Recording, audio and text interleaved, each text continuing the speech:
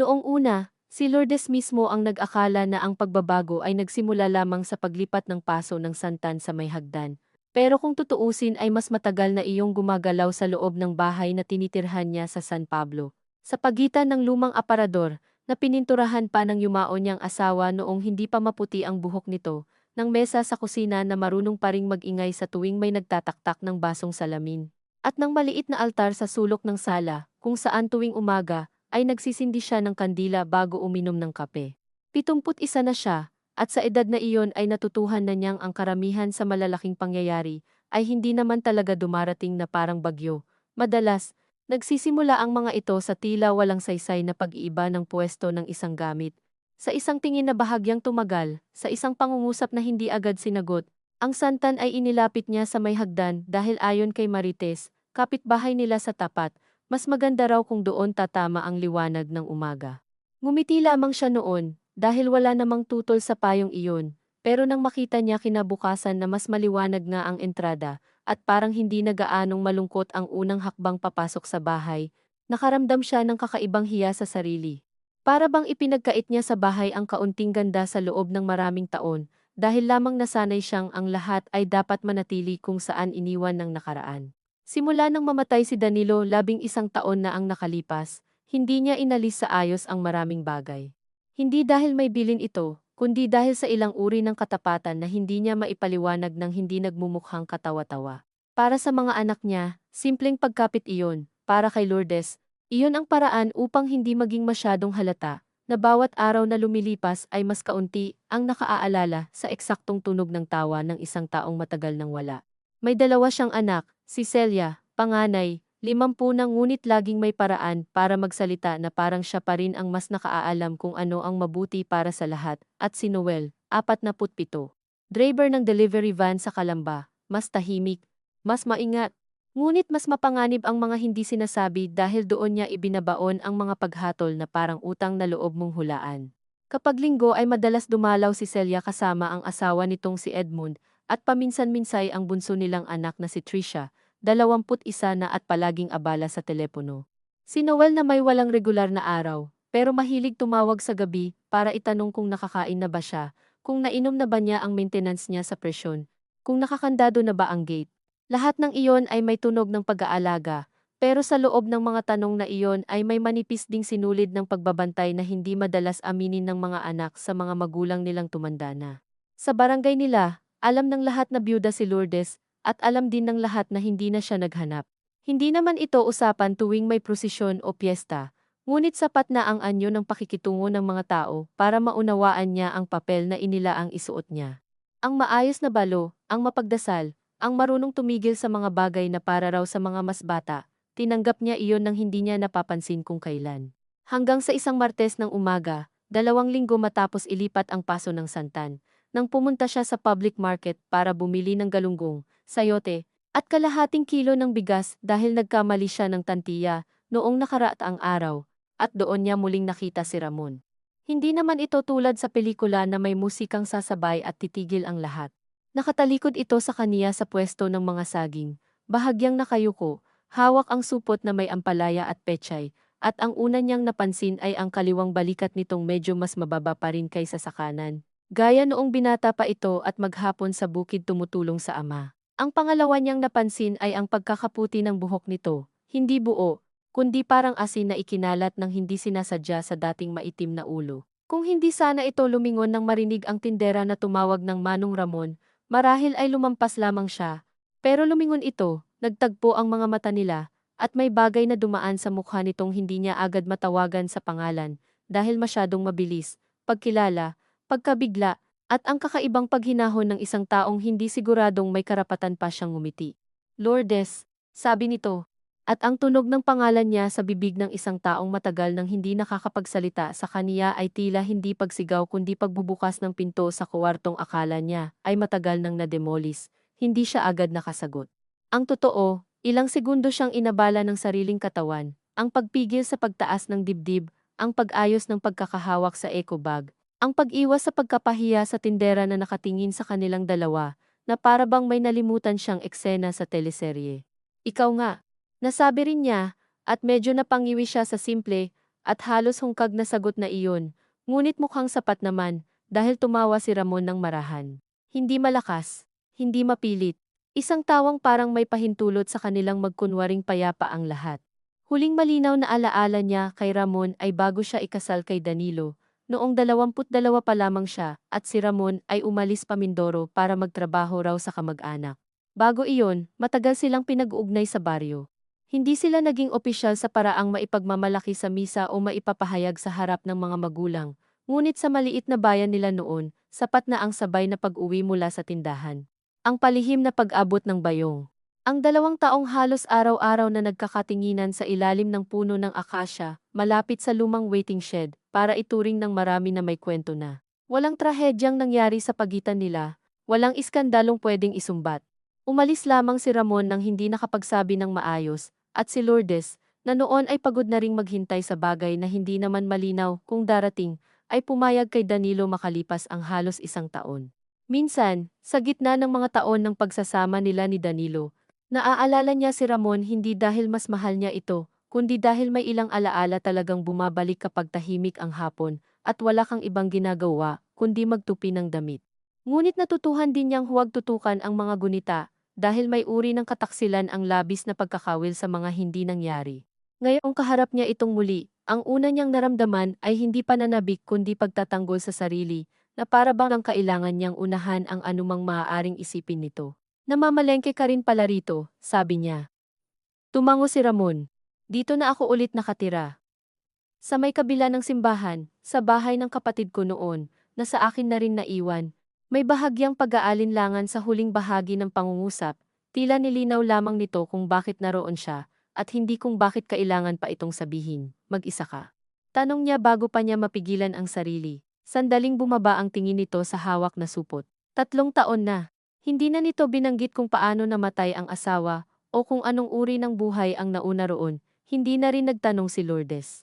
Sa edad nila, may mga impormasyong hindi kailangang isalansan agad, para lang mapatunayan na may karapatan kayong mag-usap. Nag-usap sila ng maikli tungkol sa presyo ng gulay, sa init ng panahon, sa masikip na kalsada sa palengke kapag araw ng sweldo. Nang magpaalam na siya, pakiramdam niya ay kakaunti lamang ang nangyari, at iyon marahil ang dahilan kung bakit buong maghapon siyang hindi mapalagay. Habang naghihiwa siya ng sayote para sa tanghalian, 2 beses niyang nasugatan ng bahagya ang dulo ng hintuturo. Habang nakaupo siya sa bangkito sa likod ng bahay, at naghihimay ng malunggay, ilang ulit niyang nahuli ang sariling tumitingin sa gate, na para bang may hinihintay, gayong wala naman siyang kasunduan kaninuman. Nang gabing tumawag si Noel, mas maigsi ang mga sagot niya kaysa dati. Ma, okay ka lang ba? Tanong nito. Oo naman, sabi niya. Napagod lang sa palengke. Totoo naman iyon, ngunit hindi buo. Matapos ang tawag, tumagal siya sa harap ng lababo kahit wala nang huhugasang plato. Sa salamin ng bintana, nakita niya ang sarili, ang maliliit na kulubot na mas malinaw kapag galing sa gilid ang ilaw, ang leeg na hindi na maitinatago ng kahit anong kwelyo. Ang mga mata niyang hindi na bilog, ngunit hindi pa rin nawawala ang dating paraan ng pagtitig kapag may iniiwasang isipin, hindi niya kinatakutan ang pagtanda. Ang kinatakutan niya ay ang sandaling mapagtanto ng iba na may natitira pa pala sa iyo na maaaring gumalaw sa maling direksyon, sa di inaasahang oras, sa edad na akala nila ay tapos na dapat sa mga ganoong bagay. Sa sumunod na linggo, nag-cruise ang landas nila ni Ramon sa simbahan. Hindi naman sila parehong debotong laging nasa unahan, ngunit pareho silang may gawi na dumaan tuwing Huwebes ng umaga, sa pagitan ng palengke at botika, para magsindi ng kandila at umupo ng sandali. Nakita niya itong palabas, habang siya'y papasok, bumabagal na marahil ang mga tao kapag tumatanda, dahil nagkaroon pa sila ng sapat na oras para magtabi sa gilid ng pinto, nang hindi nakakaharang sa iba. Maaga ka, sabi nito. May bibilhin pa akong gamot, sagot niya. Ikaw? Wala naman, sanay lang. Muli, pwede na sanang doon matapos, ngunit nang dumaan ang isang babaeng may dalang rosaryo, at bahagyang tumingin sa kanilang dalawa bago ngumiti ng may kaunting kahulugan. Sabay silang natahimik, hindi naman sila nahuli sa masama, hindi naman sila gumagawa ng dapat ikahiya. Ngunit may mga tingin na sapat para maipaalala sa iyo na kahit sa simpleng pagtigil sa may pinto ng simbahan, may mga tao nang handang bumuo ng kwento. Marahil dahil doon, si Ramon ang unang nagbaba ng boses.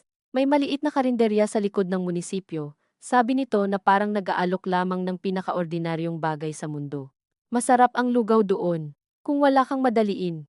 Hindi agad sumagot si Lourdes. Sa pag-antala niyang iyon, pumasok sa isip niya ang mukha ni Celia na laging may bahid ng pagod at iritasyon kapag pinagsasabihan siya tungkol sa pag-iingat. Ang boses ni Noel na tila laging nasa pagitan ng lambing at pag-aalala, ang posisyon ng kanilang mga kapitbahay sa mga bangko sa tapat ng tindahan ni Aling Nena, kung saan walang sikreto na hindi dumadaan kahit minsan. Pero pumasok din sa isip niya ang huling ilang taong paulit-ulit ang hugis, gising, dasal, luto, linis, kaunting telebisyon, kaunting pakikipagkwentuhan, tulog, hindi naman masama, hindi rin naman kulang sa dignidad. Pero bigla niya yatang naunawaan na may mga anyo ng pag-iisa na hindi maririnig hanggang may boses na muling tumawag sa pangalan mo sa paraang parang hindi ka gamit sa bahay kundi tao. Sandali lang, sabi niya sa huli. Hanggang 10:00 lang ako. Baka dumaan si Celia mamaya. Tumango si Ramon na para bang tinanggap ang kondisyon hindi lamang bilang schedule, kundi bilang pag-amin na may hangganan ang anumang maaari nilang subukan. Sa karinderya, umupo sila sa mesang nasa sulok. Hindi sila nag-usap tungkol sa nakaraan agad. Mas matagal pa nga nilang pinag-usapan ang init, ang presyo ng uling noon at ngayon, ang anak ng dating tindero sa palengke na siman na raw, ngunit ang katahimikan sa pagitan nila ay hindi mabigat. Iyon marahil ang unang umantig kay Lourdes ng mas malinaw kaysa noong una silang nagkita. Kay Danilo, na minahal niya sa paraan ng isang babaeng natutong bumuo ng tahimik na sambahayan, kailangan ang ilang salita para lumuwag ang loob kapag may tampuhan. Kay Ramon, kahit halos wala pang naibabalik sa kanila ang panahon, may mga sandaling sapat ng kapwa sila nakatingin sa usok ng lugaw, at sa gilid ng baso para hindi maramdaman ang kahihiyan ng katahimikan. Hindi ka ba nagtataka? Bigla nitong sabi, kung bakit ako umalis noon nang hindi maayos. Ang simpleng tanong ay nakasabit ng ilang segundo sa pagitan nila, hindi niya inaasahang papasukin agad nito ang ganoong usapan. Ngunit wala ring saysay ang pagkukunwaring hindi pa iyon naiisip kailanman. Hinawakan niya ang kutsara ngunit hindi kumain. Nagtaka, sabi niya, noon, at ngayon. Tumingin siya rito, may tanda ng pagod sa ilalim ng mga mata nito, ngunit hindi iyon ang uri ng pagod na gusto mong kaawaan.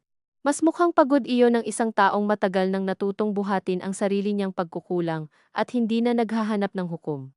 Ngayon, sabi niya ng dahan-dahan, matanda na ako para magpilit malaman ang lahat, hindi iyon buong katotohanan.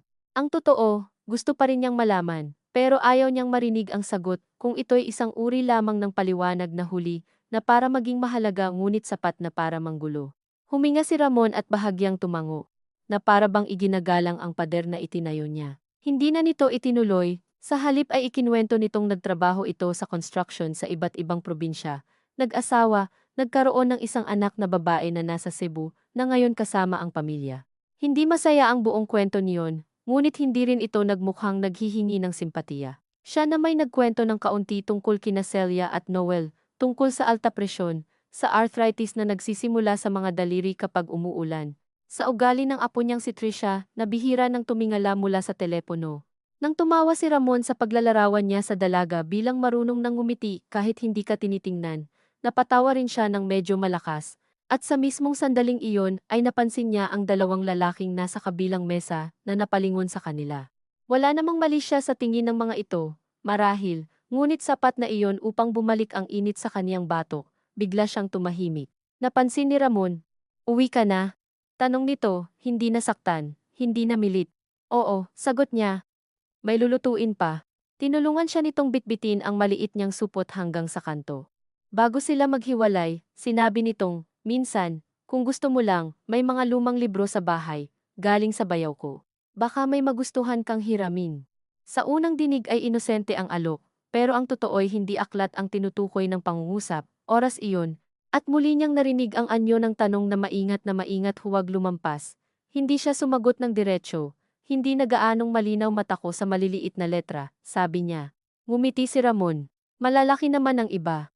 Pag-uwi niya, nadatnan niya si Celia sa sala, nakaupo ng tuwid, hawak ang remote, ngunit hindi naman nanonood, may dalang supot ng pandesal at isang lalagyan ng puto. "Saan ka galing?" tanong nito, mas mabilis kaysa sa karaniwang bati. "Sa palengke." Tapos dumaan sa simbahan. Hindi niya alam kung bakit hindi niya agad nabanggit ang karinderya. Marahil dahil alam niyang kahit walang masama roon, ang ilang bagay ay nag-iiba ng hugis sa sandaling malagay sa bibig ng anak. Ang tagal mo, maraming tao. Tahimik si Celia ng ilang saglit, sanay si Lourdes sa mga katahimikang may ibig sabihin. Ibinaba niya ang supot sa kusina at naglagay ng tubig sa takure. Sumunod si Celia at sumandal sa pintuan. Ma, sabi nito, huwag mo sanang masamain. Pero napansin ko nitong mga nakaraang linggo parang lagi kang nasa labas. Napatigil si Lourdes hindi dahil sa paratang, kundi dahil sa paraan ng pagkakasabi. Hindi lubusang akusasyon, hindi rin lubusang pag-aalala, ngunit malinaw na may sinusukat. Namamalengke ako, nagsisimba, bumababa sa butika. Hindi naman ako gumagala sa perya, sabi niya, may kaunting talim na hindi niya napigilan. Kumibot ang bibig ni Celia, hindi ko naman sinasabing masama. Siyempre gusto lang naming siguraduhin na okay ka. Madali na kasing mabiktima ngayon, lalo na sa matatanda. Ang salitang matatanda ay tumama ng higit sa inaasahan niya. Hindi dahil hindi ito totoo, kundi dahil sa bibig ng anak niya, para iyong isang kategoryang may kahinaan, hindi isang yugto ng tao na may natitirang dangal at pagnanais. Matanda rin naman ako kahapon, sabi niya habang sinisindihan ang kalan. Hindi mo lang sinabi, Ma, alam mo namang hindi iyon ang ibig kong sabihin.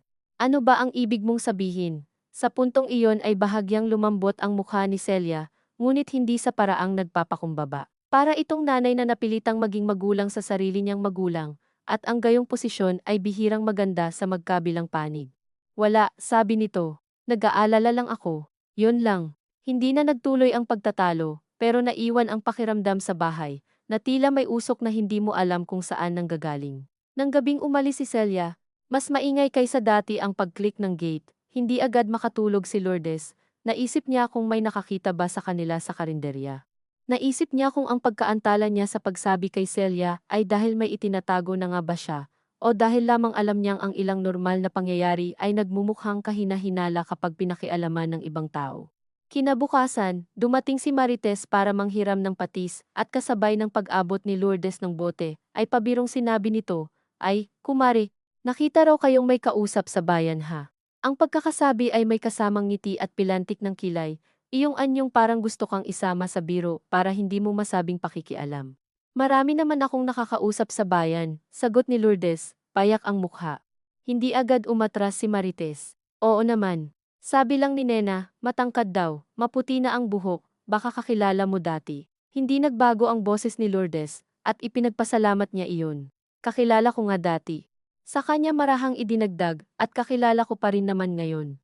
Natahimik si Marites ng sandali, saka tumawa ng pilit at ibinalik ang usapan sa presyo ng sardinas. Ngunit mula noon ay alam na ni Lourdes na ang munting pagkakataong akala niya ay maaari pang manatiling payapa at walang pangalan ay nagsimula ng magkaroon ng hugis sa isip ng iba. Hindi na siya nagpunta sa simbahan noong susunod na Huwebes, bagaman iyon ang araw na nakasanayan niya. Naglinis na lamang siya ng mga lumang kabinet, sa gitna ng pag-aayos ng mga nakatuping mantel at mga kahon ng lumang Christmas decor, natagpuan niya ang isang sobre na may mga litrato.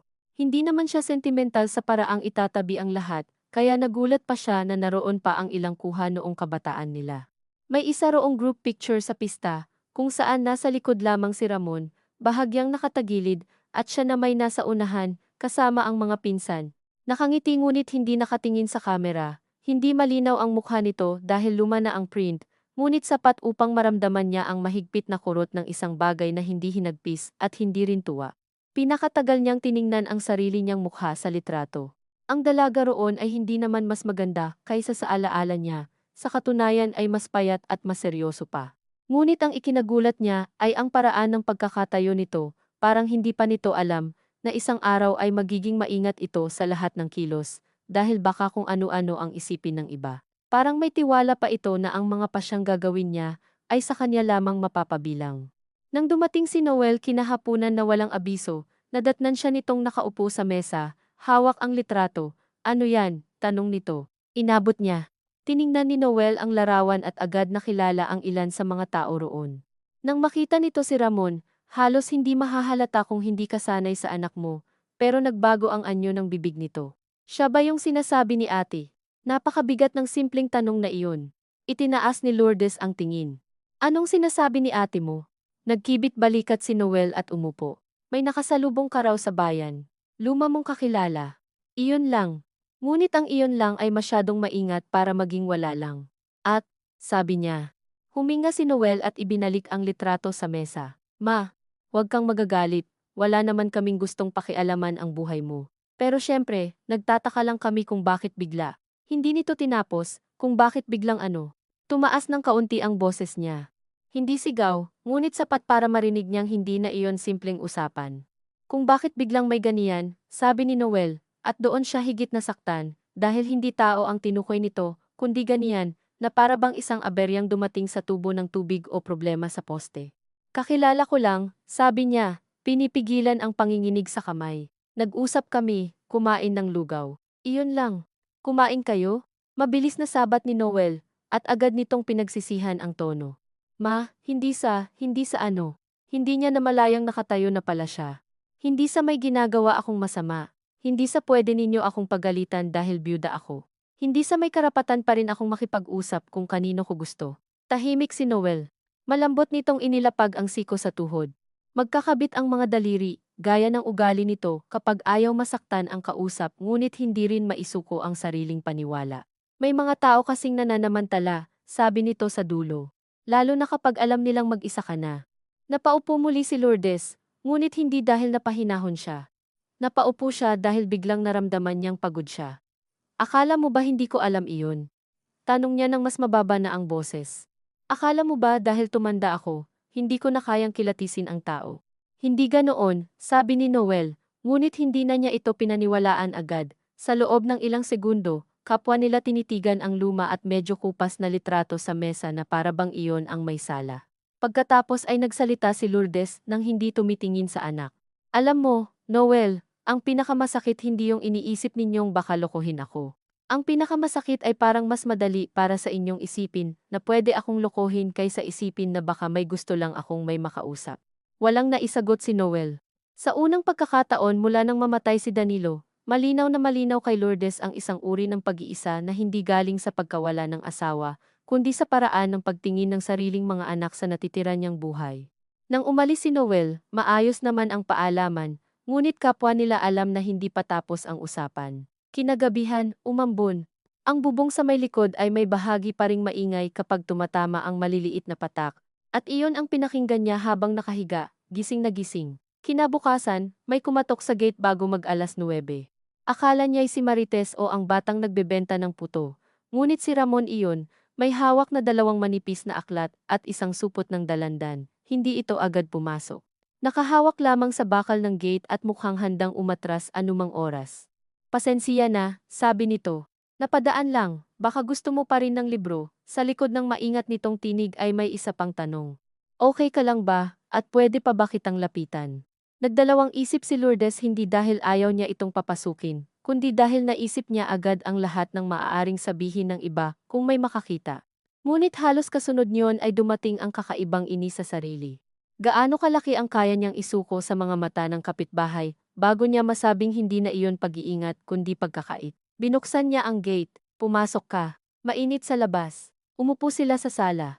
Napatingin si Ramon sa altar, sa lumang kabinet, sa santan sa may hagdan nakita mula sa bukas na pinto, na para bang nirerespeto muna ang mga bagay bago siya kausapin. Hindi ko sana gustong dumating ng walang sabi, sabi nito. Pero wala naman akong numero mo. Wala rin naman akong numero mo, sagot niya. Bahagya itong ngumiti. Iniabot nito ang mga aklat, mga nobela sa Tagalog, malalaki nga ang letra. Hindi ko alam kung babasahin mo, sabi nito, pero naisip ko lang. Tinanggap niya iyon at inilapag sa mesa. Salamat. Sandaling natahimik silang muli, at sa pagkakataong ito ay siya ang unang nagsalita. Alam na ng mga anak ko na nagkita tayo. Hindi nagulat si Ramon, ngunit naging mas maingat ang mukha nito. Hindi sila natuwa, inaasahan ko naman. Pati kapitbahay. Mas lalo na yon. Napangiti siya, at sa kabila ng lahat ay natawa rin si Ramon, ngunit agad ding nawala ang tawa. Ayokong maging dahilan ng gulo sa'yo, Lourdes, sabi nito, hindi sentimental ang tinig, ngunit malinaw ang pag-urong na handa nitong gawin. Sa hindi maipaliwanag na dahilan, iyon ang sandaling pinakanakagalaw sa kaniya. Hindi dahil sa malaking pangako, hindi dahil sa pag-amin, kundi dahil sa pag-iingat na hindi pagtalikod sa sarili, kundi paggalang sa bigat ng maaaring ipabayad sa kaniya. Umupo siya ng tuwid at hinaplos ang pabalat ng aklat sa kaniyang kandungan. Hindi naman ikaw ang dahilan, sabi niya. Matagal nang may gulo. Hindi lang siguro nila alam na gulo rin ang matagal na katahimikan. Tumingin sa kaniya si Ramon na para bang may narinig itong bagay na hindi na nito inaasahang maririnig mula sa kaniya. Hindi niya ibinaba ang tingin. Sa labas, may dumaan na tricycle. Sa kusina, kumalansing ang nakasabit na sandok dahil sa hangin. Walang nangyaring pambihira sa sandaling iyon, ngunit alam ni Lourdes na kung may totoong nagsimula ngang pagbabago, hindi iyon sa unang pagkikita nila sa palengke, ni sa pag-upo nila sa karinderya, ni kahit sa bulong-bulungan ng kapitbahay. Nagsimula iyon dito, sa loob ng sarili niyang dibdib, sa unang beses matapos ang napakaraming taon na hindi niya pinili ang mas madaling anyo ng pananahimik. At habang nakatingin siya kay Ramon sa sala ng bahay, na matagal na niyang inakalang tapos ng tumanggap ng anumang bago, bigla niyang naramdaman ang kakaibang halo ng takot at ginhawa ng isang pusong ayaw ng magsinungaling sa sarili, ngunit hindi pa rin alam kung gaano kalaki ang mawawala kapag ginawa iyon. Iyon ang dahilan kung bakit, matapos umalis si Ramon ng tanghaling iyon dala ang magaan, ngunit hindi simpleng paalam na ibalik mo na lang kapag tapos ka. Matagal na nanatiling nakaupo si Lourdes sa parehong pwesto sa sala, na para bang may maiiwang bakas ang bigat ng katawan sa lumang kutson ng silya, at makatutulong iyon upang maunawaan niya kung ano ba talaga ang nagbago. Kung ang bahay ba, na ngayon ay tila mas maliit dahil may isang presensyang sumubok pumasok dito na hindi alaala, kung ang sarili ba niya, na sa unang pagkakataon matapos ang napakahabang panahon ay nakaramdam ng pagnanais na hindi agad pinatahimik, o kung ang pagtingin lamang ng mga tao sa paligid niya ang biglang naging mas matingkad dahil siya mismo ay nagsimula ng matakot na may makita sila. Hindi naman niya binuksan agad ang mga aklat, inayos muna niya ang mga tasa, pinunasan ang mesa kahit malinis na iyon, at sinilip ang kalsada sa pagitan ng kortina, na para bang naistiyakin kung may nakakita bang sumunod si Ramon papasok sa gate. Wala siyang naaninag kundi ang batang lalaki sa tapat na naghahagis ng tansan, at ang alagang aso ni Marites na lagi nang nakahiga sa lilim ng tricycle, ngunit hindi iyon sapat para gumaan ang loob niya. May mga pagkakataong ang tunay na nakatingin ay wala sa daan kundi nasa loob mo, at iyon ang mas mahirap takasan. Nang hapon ding iyon, hindi siya dinalaw ng alinman sa mga anak niya, ngunit mas mabigat pa ang katahimikan, dahil alam niyang maaaring nag-uusap ang mga ito sa telepono. Bumubuo ng mga pangungusap tungkol sa kaniya na may halong pag-aalala at paghuhusga. Gamit ang mga salitang sa pandinig nila ay maingat ngunit sa tainga niyang sanay sa maliliit na pagbabago ng tono, ay matutulis pa rin, baka kasi ma-attach si mama, hindi natin alam ang motibo. Siyempre, gusto lang natin siyang protektahan. Walang sino man sa kanila ang malamang na magsasabing, ng diretsyo at walang pag-ikot, na hindi nila maatim na may bahagi pa sa buhay niya, na hindi saklaw ng kanilang pangangasiwa. Ngunit iyon ang laman ng lahat ng iyon, at hindi niya maintindihan kung kailan sila natutong makipag-usap sa kanya, na para bang magkaiba ang pagiging mahal at pagiging malaya, na para bang kapag ang isang tao ay tumanda na, kailangan niya ng pumili sa dalawa. Kinagabihan, binuksan niya ang unang aklat, luma iyon.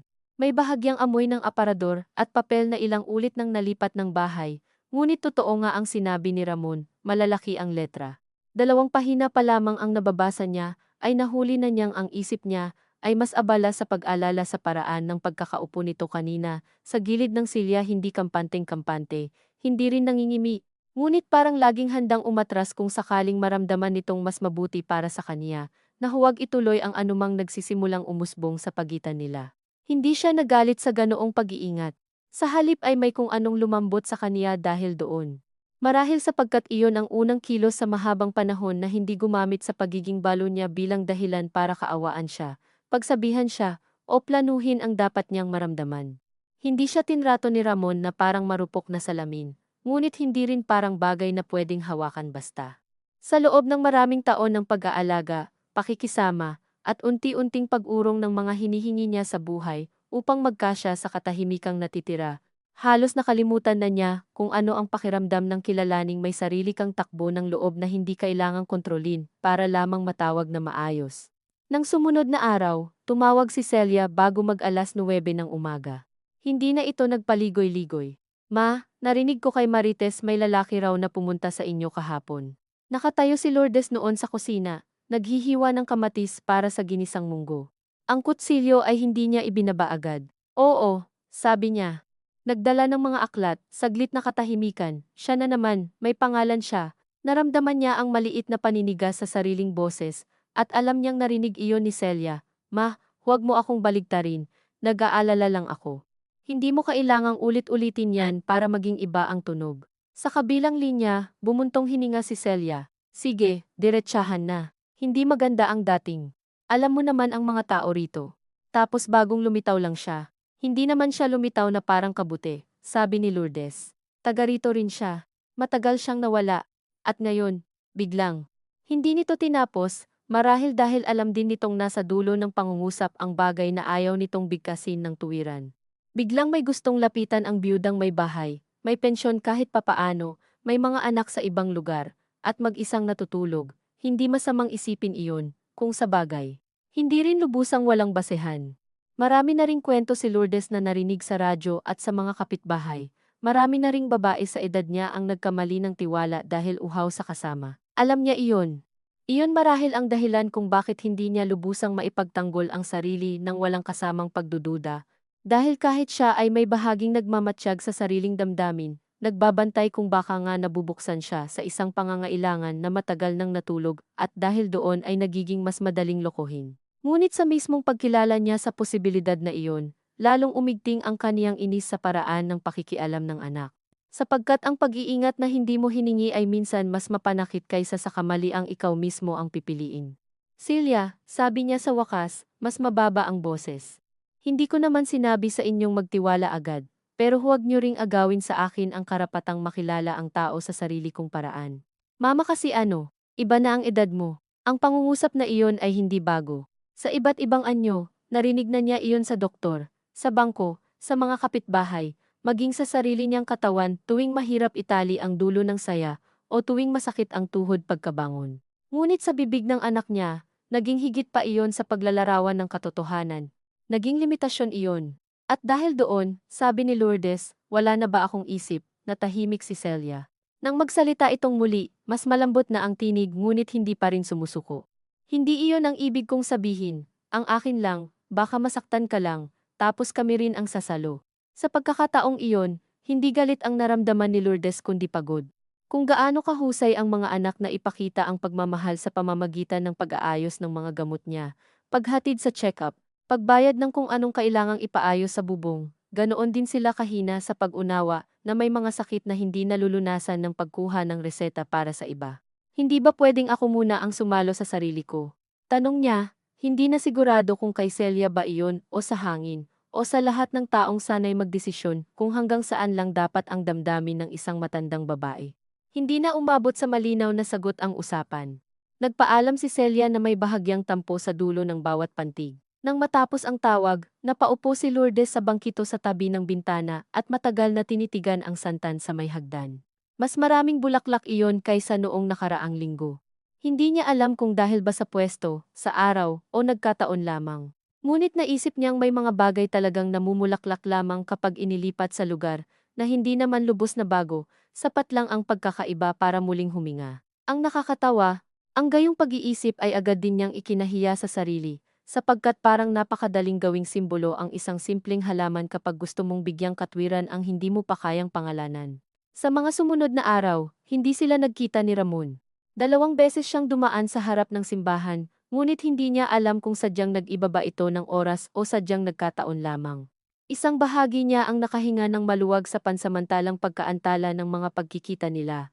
Hindi kasi madaling laging nasa loob ng tensyong may halong pag-asa, lalo na kung bawat pag-asa ay may kasamang anino ng hiya. Ngunit may isa pang bahagi niya ang nadismaya, at iyon ang mas mahirap aminin. Hindi siya dalaga na pwedeng sabihing kinikilig. Hindi rin siya nasa gulang na kayang pagtawanan lamang ang sariling pagkasabik. Ang nararamdaman niya ay mas tahimik at mas nakakailang. Ang unti-unting pag-aayos ng araw ayon sa posibilidad ng isang presensya, kahit hindi naman malinaw kung may pangakong maaasahan mula roon. Minsan ay nahuhuli niyang mas maayos ang kanyang suot kapag lalabas siya. Minsan ay napapahinto siya sa tapat ng salamin para plansahin ang buhok sa may sentido. Minsan ay napapansin niyang mas gusto niyang malinis ang sala, na para bang may darating kahit walang nagpaalam. Sa bawat maliit na kilos na iyon, may kasunod na pagtingin sa sarili na may halong pagtataka at pagtatanggol. Ano naman kung inaayos ko ang sarili ko? Hindi ba pwedeng para sa sarili ko lang, ngunit hindi niya lubos na malinlang ang sarili? May pangalan ang inaasahan, at kahit hindi niya iyon bigkasin, kilala niya. Pagdating ng Huwebes, nagtungo siya muli sa simbahan. Hindi dahil sigurado siyang darating si Ramon, kundi dahil hindi niya matiis na ipaubaya sa takot ang isang bagay na matagal naman na niyang ginagawa bago pa ito muling sumulpot sa buhay niya. Maaga siyang nakarating, nagsindi ng kandila, at umupo sa pangatlong bangko mula sa likod.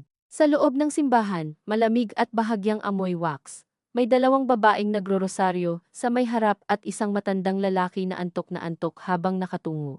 Tahimik ang paligid, ngunit hindi tahimik ang isip niya. Sa tuwing may maririnig siyang yapak sa likod, hindi niya maiwasang bahagyang tumingala. Hindi siya dumating doon para maghintay sa lalaki. Sabi niya sa sarili, nagkataon lamang na maari itong dumaan. Ngunit kahit sa sariling isip ay hindi na niya lubos mapaniwalaan ang mga pangungusap na ganoon.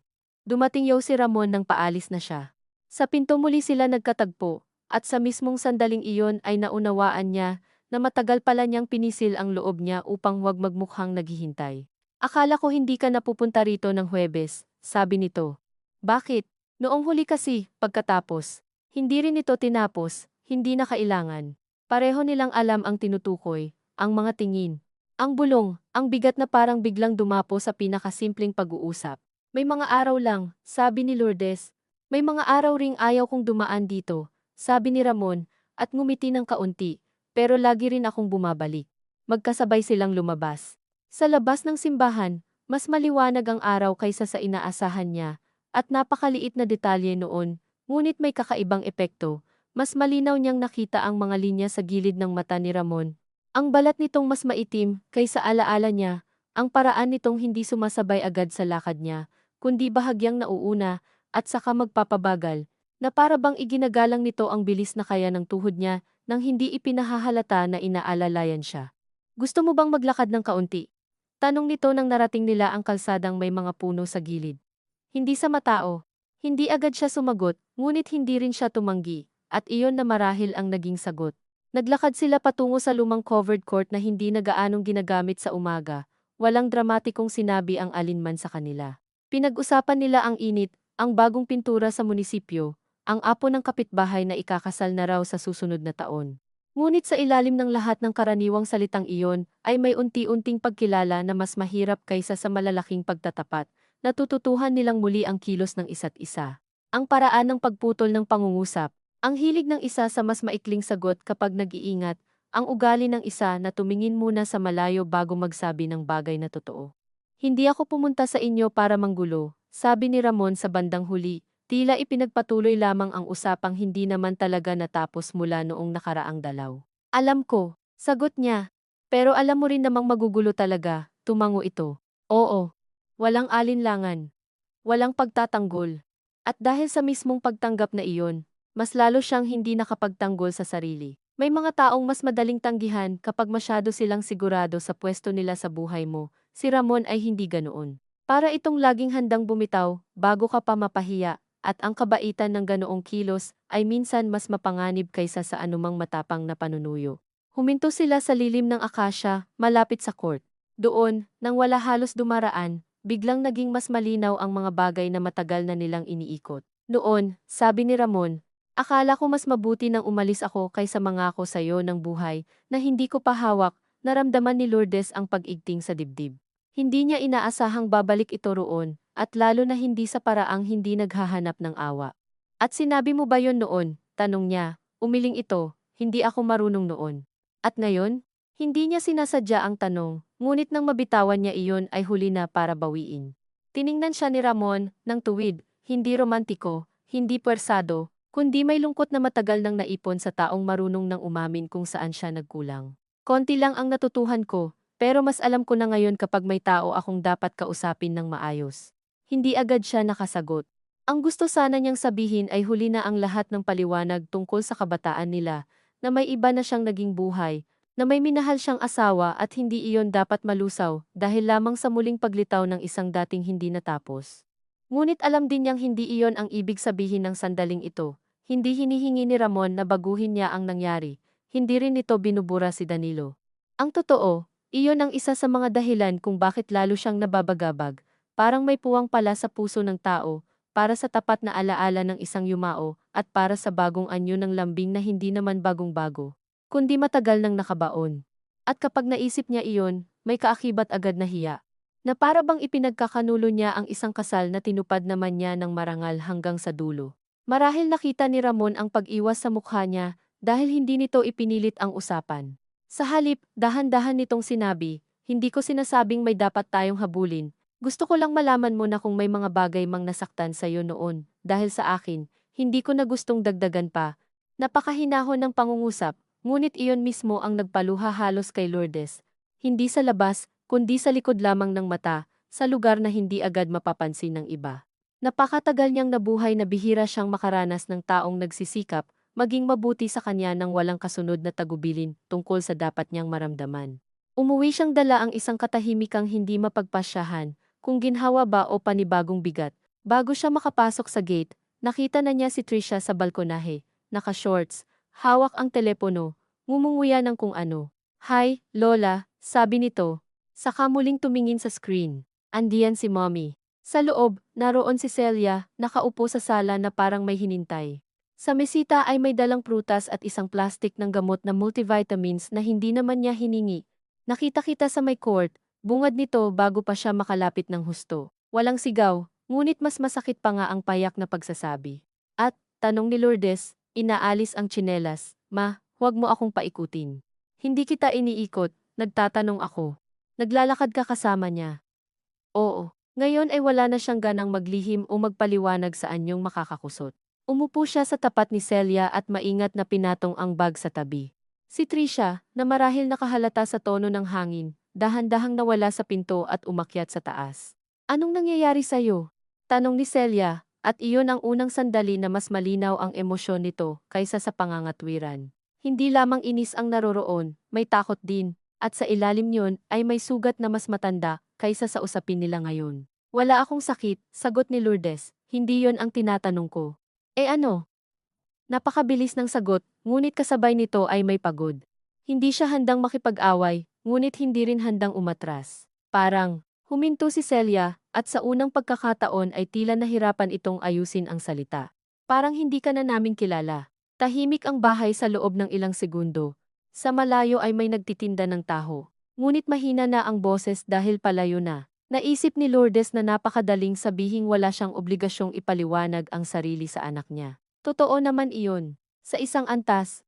Ngunit hindi rin totoo ang magkunwaring walang nawawasak sa kabilang panig. Baka kasi, sabi niya ng dahan-dahan, "Ang kilala niyo lang sa akin ay yung parte na komportable kayo." Napakurap si Celia, waring hindi agad natanggap ang tama ng pangungusap. "Hindi ganoon," mabilis nitong sabi, ngunit hindi ganoon katatag ang tinig. "Talaga ba?" tanong ni Lourdes. "Noong namatay ang tatay mo, sino ang unang nagsabi sa akin na magpakatatag?" "Ikaw." "Noong ayaw kong ibenta ang lumang aparador, sino ang nagsabing tigilan ko na raw ang pagiging sentimental?" "Ikaw." "Noong gusto kong sumama sa prosesyon, kahit masakit tuhod ko, sino ang nagsabing delikado at huwag nang makipagsiksikan?" "Ikaw." "Lahat ng payo mo, baka totoo, baka may laman, pero alam mo bang unti-unti, parang ang gusto nyo na lang sa akin ay yung bersyon kong hindi nakakaabala sa takbo ng isip nyo." Napatingin si Celia sa gilid, saka muling bumalik ang tingin sa kaniya. Sa mukhang iyon, nakita ni Lourdes ang sariling anak, at hindi lamang ang babaeng lagi niyang nakakatunggali nitong mga nakaraan, isang babaeng maagang natutong maging responsable. Maagang natutong magbantay, marahil dahil noong kabataan nito, ay abala silang mag-asawa noon sa pagtatrabaho, at sa pag-uunat ng pera. At may ilang taon ding si Celia ang tumayong pangalawang magulang kay Noel. Ang pagkontrol nito, na matagal na niyang kinaiinisan, ay maaaring bunga rin ng pagkatakot na dati nang nakapulupot dito. Ngunit ang pag-unawa sa pinanggagalingan ng anak ay hindi agad nagpapagaan sa sakit ng nararanasan niya ngayon. "Hindi ko gustong mawala ka sa amin nang hindi man lang namin naprotektahan," sabi ni Celia sa wakas, at sa pagkakataong ito ay wala ng pagtatanggol, puro pagod na lamang. "Minsan naiisip ko, si Papa nawala agad, tapos ikaw." Hindi nito tinapos, "Hindi kailangan." Dito unang nakita ni Lourdes ang ugat ng tigas ng anak na matagal na niyang inaakalang pawang pakikialam lamang. Ngunit kasabay ng pagkaawang iyon ay may isa pang malinaw na pagkaunawa. Hindi dahil natatakot si Celia, ay kailangan na niyang isuko ang lahat ng pwedeng magpabuhay sa kaniya. "Hindi ako nawawala, Celia," sabi niya. "Naglalakad lang ako." Napakaliit ng pangungusap, ngunit sa huli ay iyon ang pinakatotoo. Umiyak si Celia, hindi malakas, hindi palabas, kundi iyong pagluha ng isang taong nahihiya pa ring ipakita sa sarili niyang ina, na may bahaging bata pa rin sa kaniya. Hindi agad nilapitan ni Lourdes ang anak. Pinagmasdan muna niya ito, at sa loob ng ilang segundo ay hindi niya alam kung ang nakikita ba niya ay ang babaeng humahadlang sa kanya ngayon, o ang batang minsang umuuwi mula eskwela na bitbit ang bag ni Noel dahil nagkasugat ito sa tuhod. Nang sa wakas ay umabot siya ng kamay, marahan lang, hindi bilang pagsuko kundi bilang pagkilala na may sakit sa magkabilang panig, saka lamang lalo nabasag ang mukha ni Celia. Hindi ko naman sinasabing magpapakasal ako bukas, sabi ni Lourdes, at kahit may kaunting mapait na biro sa dulo, ay totoo iyon. Hindi ko pa nga alam kung ano ito. Pero gusto mo siya? Tanong ni Celia, diretsyo, mahina. At iyon ang mas mahirap sagutin kaysa sa lahat ng paratang. Hindi makatarungan ang tanong. Naisip niya, dahil kailangan nitong gawing malinaw ang isang damdaming ang halaga ay nasa kalituhan nito. Ngunit marahil sa ilang sandali sa buhay, kailangan ding sabihin ang mga bagay kahit hindi pa buo. Gusto kong kausapin siya, sabi niya. Gusto kong makita kung sino siya ngayon. Gusto kong hindi matakot sa sarili ko dahil lang may isang taong nagpapaalala na buhay pa pala ako. Hindi na nakipagtalo si Celia, hindi ibig sabihing tanggap nito. Hindi rin ibig sabihing nauunawaan. Ngunit sa pagitan nila ay may nabago ng bahagya, at iyon marahil ang pinakamalaking nangyari sa araw na iyon, hindi ang pag-amin, kundi ang pagbitak ng lumang ayos ng kapangyarihan sa pagitan ng mag-ina. Nang makaalis si Celia kasama si Trisha, pagkagabi, mas tahimik ang bahay, ngunit hindi kasing bigat ng mga nakaraang gabi. Pagod si Lourdes, ngunit hindi tuyo ang loob niya. Parang may natanggal na matagal ng mahigpit, kahit hindi pa malinaw kung ano ang hahalili sa puwang na iniwan nito. Kinabukasan, bago magtanghali, dumating si Noel. Hindi niya alam kung pinapunta ba ito ni Celia o kusa itong nagpunta. Hindi rin niya tinanong. Umupo ito sa may dining table, tinanggap ang kape, at matagal munang tumingin sa baso bago nagsalita. Nag-away ba kayo ni ate? Tanong nito. Hindi naman kami bata para mag-away lang, sagot ni Lourdes, nag-usap kami. Tumango si Noel. Tumawag siya sa akin kagabi. Hindi niya pinilit ang kasunod. Ma, sabi nito pagkalipas ng ilang sandali. Alam kong galit ka sa amin, hindi ako galit, sandali siyang huminto, nasasaktan ako. Tinanggap iyon ni Noel ng walang pagtutol, at doon niya nakita ang kaibahan nito kay Celia. Mas mabagal itong magsalita, mas kaunti ang paliwanag, ngunit kapag tinamaan ng totoo ay hindi agad tumatakbo sa katuwiran. Hindi ko alam kung paano hahatiin yung pag-aalala sa pagrespeto, sabi nito sa wakas. Parang lagi akong mahuhuli sa isa. Hindi agad nakasagot si Lourdes. Sa labas, may hangin na gumalaw sa dahon ng santan. Sa loob, naamoy niya ang bahagyang pait ng kape ni Noel. Ako rin, sabi niya, hindi ko rin alam kung paano hahatiin ang gusto kong maging maingat sa gusto kong mabuhay ng hindi lang maingat. Napangiti si Noel ng kaunti, malungkot ngunit totoo. Mukhang pare-pareho tayong nahihirapan. Oo, hindi niya inaasahan na magiging madali ang lahat pagkatapos niyon. Hindi rin nangyari ang himalang biglang mauunawaan ng mga anak niya ang lahat ng hindi nila naranasan sa edad niya. Ngunit sa pag-uusap nilang iyon ay may isang bagay na hindi na maibabalik sa dating anyo. Narinig na nila mula sa sarili niyang bibig na ang buhay niya ay hindi lamang koleksyon ng mga bagay na dapat bantayan para hindi masira. Nang paalis na si Noel, huminto ito sa may pinto at nagsabing, hindi ko siya pinagkakatiwalaan agad. Pero susubukan kong huwag ka ring tratuhin na parang hindi mo alam ang ginagawa mo. Napakaliit na pangako iyon, at may kabigatan pa rin ng pag-aalinlangan, ngunit sapat na upang maramdaman ni Lourdes ang init sa lalamunan. Salamat, sabi niya, at totoo iyon. Nang sumunod na hapon ay saka dumating si Ramon, hindi papasok agad, kundi sa tapat lamang ng gate, may dalang supot ng lansones na binili raw niya sa palengke. Nakita niya itong nag-aalinlangan kung kakatok ba o babalik na lang. At dahil sa imahe pa lamang na iyon ay may kung anong lumuwag sa kaniya. Lumabas siya bago pa ito magpasya. Akala ko hindi ka nadadaan, sabi niya. Akala ko rin, sagot nito, at sa simpleng sagot na iyon ay may kaunting hiya, kaunting pag-asa, at sapat na lugar para sa lahat ng hindi pa nila kayang sabihin. Hindi niya agad binuksan ang gate. Hindi rin siya umatras. Magkaharap lamang sila sa pagitan ng bakal, ng halamanan, ng kalsadang hindi naman matao ngunit hindi rin lubusang pribado. At sa ganoong ayos ay tila mas malinaw ang lahat, ang mga taon sa likod nila, ang mga mata ng ibang tao sa paligid nila, ang mga anak niyang natutong magbantay dahil ayaw siyang mawala, ang sariling takot niya na baka mali ang hinahawakan, at ang payak ngunit matigas na pagnanais na huwag nang iurong ang puso sa mismong oras na natutuhan nitong gumalaw muli. Pwede ba kitang anyayahan sa piyesta sa susunod na linggo? Tanong ni Ramon pagkaraan ng ilang katahimikan, hindi mag-isa. Kasama ang kapatid kong babae at mga pamangkin, para wala rin kung anong isipin ang iba. Napakalinaw ng pag-iingat sa alok, halos ikalungkot niya, ngunit kasabay niyon ay may pasasalamat din, dahil alam niyang ito ang abot kayang anyo, ng tapang para sa kanilang dalawa sa ngayon. Tiningnan niya ang lalaki sa labas ng gate, ang puting buhok nitong hindi na niya ikinagulat, ang balikat nitong medyo mababa pa rin sa kaliwa, ang mukha nitong hindi na bata, ngunit mas totoo, marahil kaysa noong kabataan pa sila, at mas marunong magpanggap. Sa loob ng bahay niya, naroon pa rin ang mga alaala ni Danilo, ang altar, ang lumang aparador, ang lahat ng hindi niya kailangang itapon para lamang makagawa ng puwang. Sa labas naman, naroon ang isang hinaharap na hindi pa sapat ang lakas para tawaging simula, ngunit hindi na rin niya kayang ituring na pagkakamali lamang. Hindi niya agad sinagot si Ramon. Hawak niya ang bakal ng gate, malamig iyon sa palad, at sa kakaunting pagitan sa kanilang dalawa, ay naramdaman niyang hindi naman pala lagi ang pinakamahirap ay ang pagpili sa pag-ibig o sa pag-iingat. Kung minsan, ang pinakamahirap ay ang pagtanggap na kahit hindi ka pa handa, dumarating ang sandaling kailangan mo ng huminto sa gitna ng dalawa, at amining doon ka muna tatayo, humihinga, nangingimi, ngunit hindi na umaatras. Sa ganoong pagkakatayo sila nanatili ng ilang segundo pa, na para bang ang mismong pagitan ng bakal ng gate ang siyang nagbibigay sa kanilang dalawa ng sapat na lakas upang huwag magmadali sa anumang kailangang pangalanan. Hindi kaagad sumagot si Lourdes, hindi dahil wala siyang sagot kundi dahil sa unang pagkakataon matapos ang matagal na panahon ay naramdaman niyang ang isang simpleng oo o hindi ay hindi pala basta tugon lamang. Para iyong pag-abot sa isang piraso ng buhay na matagal niyang itinuring na hindi na para sa kanya.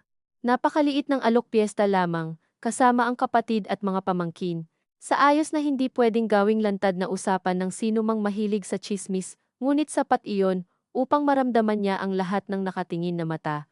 Ang mga hindi pa man naroon, ngunit wari nakaabang na sa bawat kilos niya. Naalala niya si Celia, ang paraan nitong hawakan ang sarili kapag ayaw umiyak sa harap niya. Naalala niya si Noel, ang pag-amin nitong hindi nito alam kung paano hahatiin ang pag-aalala sa pagrespeto.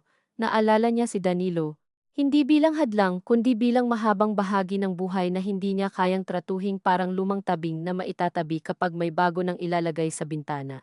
At dahil lahat ng iyon ay sabay-sabay na dumating sa kaniya, ang tanging nagawa niya ay marahang sabihin, pag-iisipan ko. Hindi siya tumitingin sa ibaba noon, nakatingin siya kay Ramon, at nakita niya ang bahagyang pag-urong sa mga balikat nito, na para bang tanggap nito ang pag-aalinlangan bilang likas na kapalit ng anumang inaabot nila sa isa't isa. Sige, sabi nito, hindi naman kailangang sagutin agad. Wala itong hinanakit, ngunit mayroon pa ring manipis na pag-iingat na tila laging nakaabang sa pagitan nila. Iniabot nito ang supot ng lansones sa pagitan ng mga bakal at tinanggap iyon ni Lourdes na may kaunting hiya sa sarili, sapagkat sa simpleng eksenang iyon ay may pakiramdam siyang para siyang dalagang muling inaalok ng prutas sa tapat ng bahay, at ang ganitong paghahambing, sa edad niya, ay kapwa nakatatawa at nakapagpapabigat ng dibdib. Nang umalis si Ramon, hindi niya agad isinara ang gate. Pinagmasdan niya muna ang likod nitong papalayo. Ang bahagyang pagtabingi ng kaliwang balikat na noon pa man ay hindi na ituwid ng panahon. Ang lakad nitong hindi na mabilis, ngunit hindi rin sumusuko sa kabagalan. Saka lamang niya isinara ang gate at pumasok sa bahay na may kakaibang pakiramdam na hindi niya matukoy kung mas magaan ba o mas mapanganib kaysa sa mga nakaraang araw. Sa kusina niya inilapag ang lansones. Isa-isang inalis niya sa supot at inihanay sa lumang bandehadong ginagamit nila noon sa hapag tuwing may handa. Hindi naman iyon kailangang gawin, pwede na sanang iwan na lamang sa supot ang prutas. Ngunit may mga gawaing talagang ginagawa ng kamay kapag masyadong maingay ang loob. Habang inaayos niya ang mga tangkay, nahuli niya ang sarili na iniisip ang piyesta sa susunod na linggo, ang posibleng suot niya, ang ayos ng buhok, ang paraan ng pagpasok sa bahay na hindi magmumukhang umaasang may ibang kahulugan ang lahat. Agad din niyang pinagalitan ang sarili, hindi ka pa nga sumasagot, sabi niya sa isip. Ngunit may isa pang boses na mas tahimik at mas mahirap patahimikin ang sumagot. Oo nga, hindi ka pa sumasagot, pero matagal nang may bahagi sa'yo ang sumagot na. Nang gabing iyon, hindi siya tumawag sa mga anak niya at hindi rin siya tinawagan ng mga ito. Ang katahimikan ay hindi na katulad ng dati. Hindi na ito basta kawalan ng ingay kundi tila pahinga matapos ang mahabang paghila sa lubid, kung saan kapwa panig ay may bahagyang sugat sa palad at wala ng lakas para muling humatak agad. Pagkatapos maghapunan, umupo siya sa sala at pinatay ang telebisyon matapos lamang ang ilang minuto. Ang ilaw mula sa altar ang pinakamaningning sa loob ng bahay.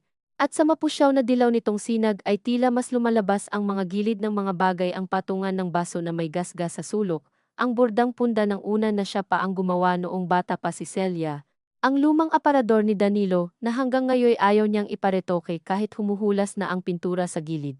Tumitig siya roon ng matagal at sa unang pagkakataon ay may tinanong siya sa sarili na matagal na niyang iniiwasan ng tuwiran kung sumama man siya sa piyesta. Kung tanggapin man niya ang anumang maliit na puwang na binubuksan ng buhay ngayon, may binabawi ba siyang pangako sa yumao niyang asawa?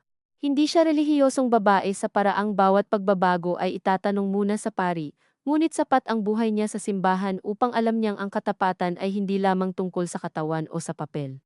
Ang katapatan ay maaari ring maging paraan ng pagdadala sa alaala.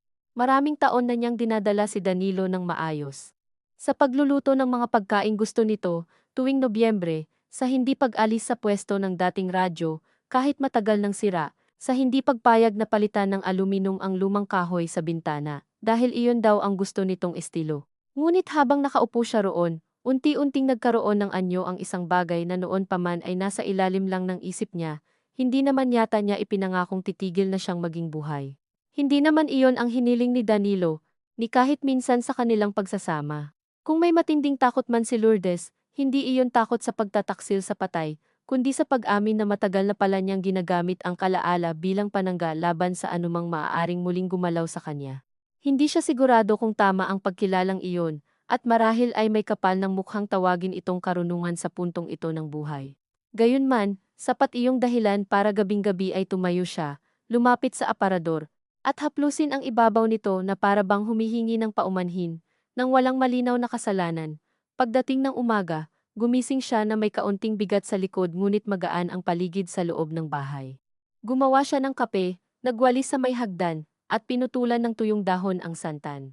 Sa ordinaryong kilos ng umaga ay may bahagyang pagbabago, hindi malaking sigla, hindi rin batang-batang kasabikan, kundi mas maingat na pagnanais na huwag maging gusot ang sarili. Sa hindi malamang dahilan, ay pinili niyang isuot ang blouse na puting may maliliit na borda sa manggas, iyong madalas niyang itinatago para sa linggo, o kapag may okasyon sa pamilya. Wala naman siyang balak lumabas agad. Habang isinusuot niya iyon ay natawa siya sa sarili, ngunit hindi nakasintulis ang panunukso ng loob niya gaya noong mga nakaraang araw. Nagmistulang tao na lamang siyang pumipili ng maayos na damit dahil gusto niya, at kahit alam niyang hindi iyon buong katotohanan, napansin din niyang may bahagi ring totoo roon. Bandang 10:00, dumating si Marites para magsauli ng lalagyan. Hindi ito nagtagal sa tarangkahan, ngunit sa maikling palitan nila ng bati at pangkaraniwang usapan tungkol sa taas ng presyo ng sibuyas, sapat ang tingin nito sa blouse ni Lourdes para makaramdam ang huli ng manipis na pag-iingat. May lakad ka ba, kumare? Tanong ni Marites na tila walang mali siya. Wala, sagot niya, simple lamang, naisipan ko lang isuot. Tumango si Marites, ngunit iyong uri ng tango na hindi mo alam kung may tinanggap ba o may iniimbak para ikwento sa iba. Nang maisara na ni Lourdes ang pinto, hindi siya agad na inis kay Marites. Sa halip ay may kung anong pagod siyang naramdaman sa paulit-ulit na pangyayaring ang pinakasimpleng kilos ng isang babae ay nagkakaroon ng dagdag na kahulugan sa mata ng ibang tao sa sandaling hindi na ito bata at balo pa. Noong kabataan niya, maraming pakikialam ding ibinabato ang komunidad sa mga babae sa suot, sa tawa, sa bilis ng pag-uwi. Ngayoy iba lamang ang hulma. Hindi na pangangalaga sa puri ang nakasabit sa likod ng mga tingin, kundi ang paniwalang may edad nang hindi dapat muling maghanap ng anumang hindi praktikal. Kapag bata ka, babantayan ka nila para huwag masira ang iyong dangal. Kapag matanda ka, babantayan ka nila para huwag maistorbo ang kanilang malinaw na ideya kung paano dapat tumahimik ang natitira mong buhay. Pagsapit ng hapon ay tumawag si Noel. Hindi mahaba ang usapan nila. Tinanong nito kung may kailangan ba siya sa palengke, kung kumusta ang tuhod niya, kung napalitan na ba ang ilaw sa kusina na kumikindat-kindat tuwing gabi. Karaniwang usapan lamang, ngunit may ilang segundo sa gitna ng tawag na tila kapwa nila alam na may isa pang paksa sa likod ng mga iyon. Hindi na pinangalanan ni Noel, marahil dahil pinag-iisipan pa nito kung hanggang saan siya dapat tanungin.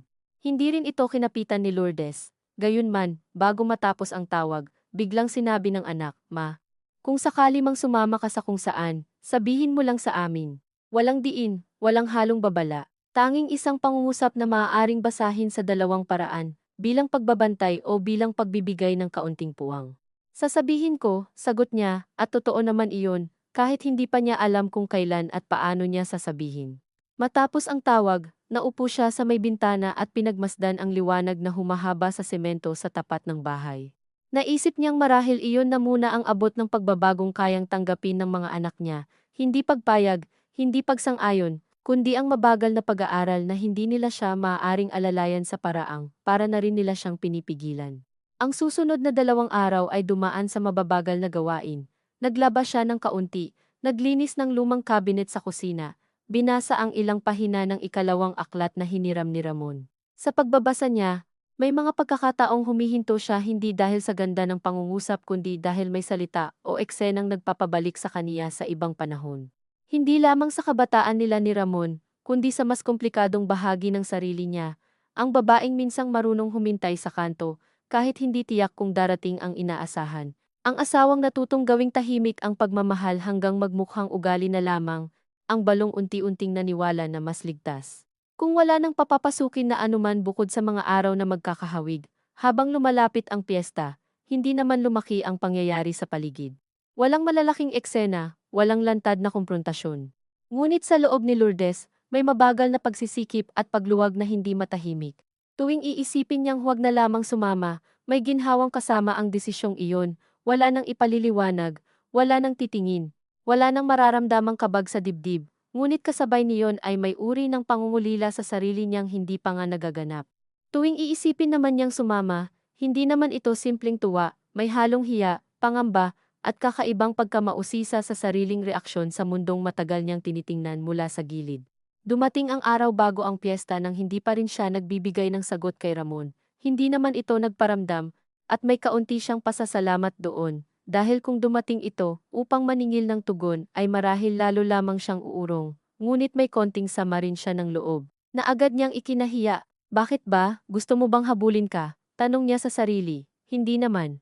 Ngunit totoo ring may mga sandaling gusto ng tao na maramdaman na ang kaniyang pag-aalinlangan ay may bigat sa iba. Kinahapunan ng araw na iyon, dumaan si Celia ng mag-isa. Wala si Trisha, at marahil sadya iyon. Nagdala ito ng tinapay at mantikilya, gaya ng madalas nitong gawin kapag ayaw magmukhang may pakay ang pagpunta. Hindi agad nabanggit ang tungkol kay Ramon. Sa halip ay nag-usap sila tungkol sa sirang electric fan, sa kwarto sa itaas, sa kapitbahay nilang lumipat na raw sa Los Baños, sa binabalak na family reunion ng malayong kamag-anak sa Disyembre.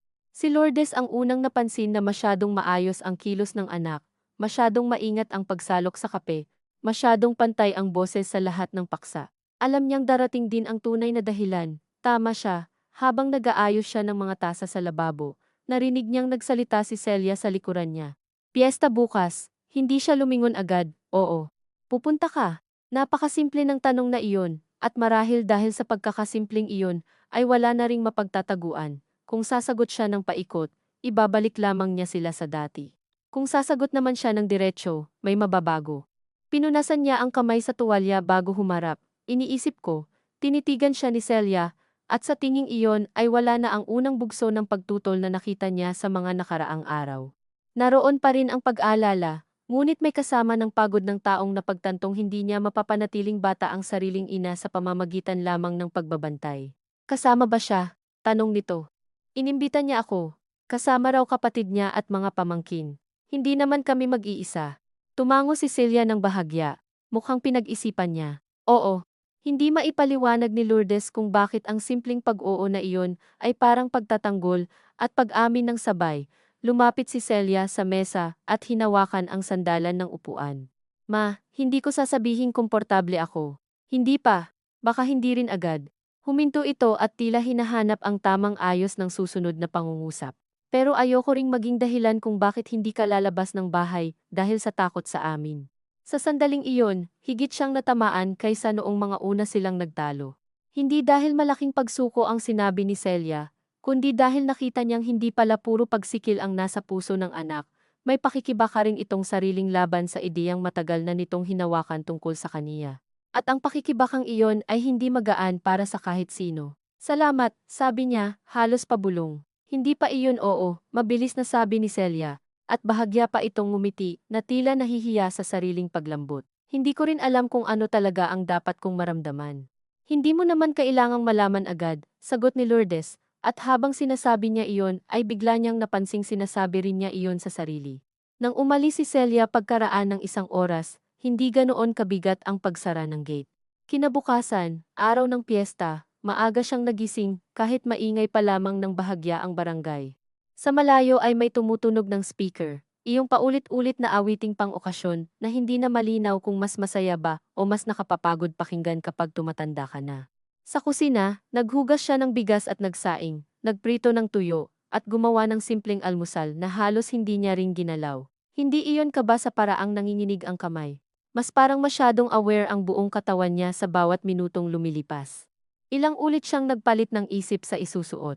Unay ang simpleng floral na bestida na ginagamit niya tuwing may misa, pagkatapos ay inisip niyang masyadong halata ang pag-aayos doon. Sa kanya pinili ang mapusyaw na asul na blouse at maitim na palda, sapat ang ayos para hindi maging mukhang napadaan lamang, pero hindi rin marangya. Habang inaayos niya ang buhok sa harap ng salamin, nakita niya ang sarili na may kakaibang pagkaseryoso sa mukha. Para siyang papasok sa isang usapang wala pang katiyakang mabigat. Ngunit alam ng hindi na ordinaryo, bago mag-10, dumating si Noel. Hindi niya alam kung kusa itong nagpunta o sinabihan ni Celia, ngunit sa pagkakataong iyon ay wala ng gana si Lourdes na pagdudahan ang bawat pagsulpot ng mga anak niya bilang estratehiya. Maaaring ganoon nga, maaari ring hindi. Ang mahalaga, pumasok ito nang hindi agad nagtatanong, umupo muna sa sala, uminom ng tubig, at saka lamang tumingin sa kaniya ng buo. Aalis ka? Tanong nito. Baka, sabi niya. At hindi na siya nagtangkang magkunwari. Tumingin si Noel sa suot niya, sa maayos na ayos ng buhok, saka dahan-dahang tumango na para bang may bagay na tinatanggap, kahit hindi pa lubos. Sasama sana ako sayo sa palengke mamaya, sabi nito, pero mukhang may iba kang lakad. May kaunting biro sa tinig, hindi sapat para matawag na gaan, ngunit sapat upang hindi masyadong sumakit ang pandinig. Hindi naman kailangang samahan mo ako sa palengke sa araw ng piyesta, sagot niya. Marami kang mas mabuting gawin. Umupo si Noel ng mas malalim sa silya at hinimas ang baba, ugali nitong lumalabas kapag may iniisip. Ma, hindi ko pa rin alam kung okay sa akin to, baka hindi pa nga. Alam ko.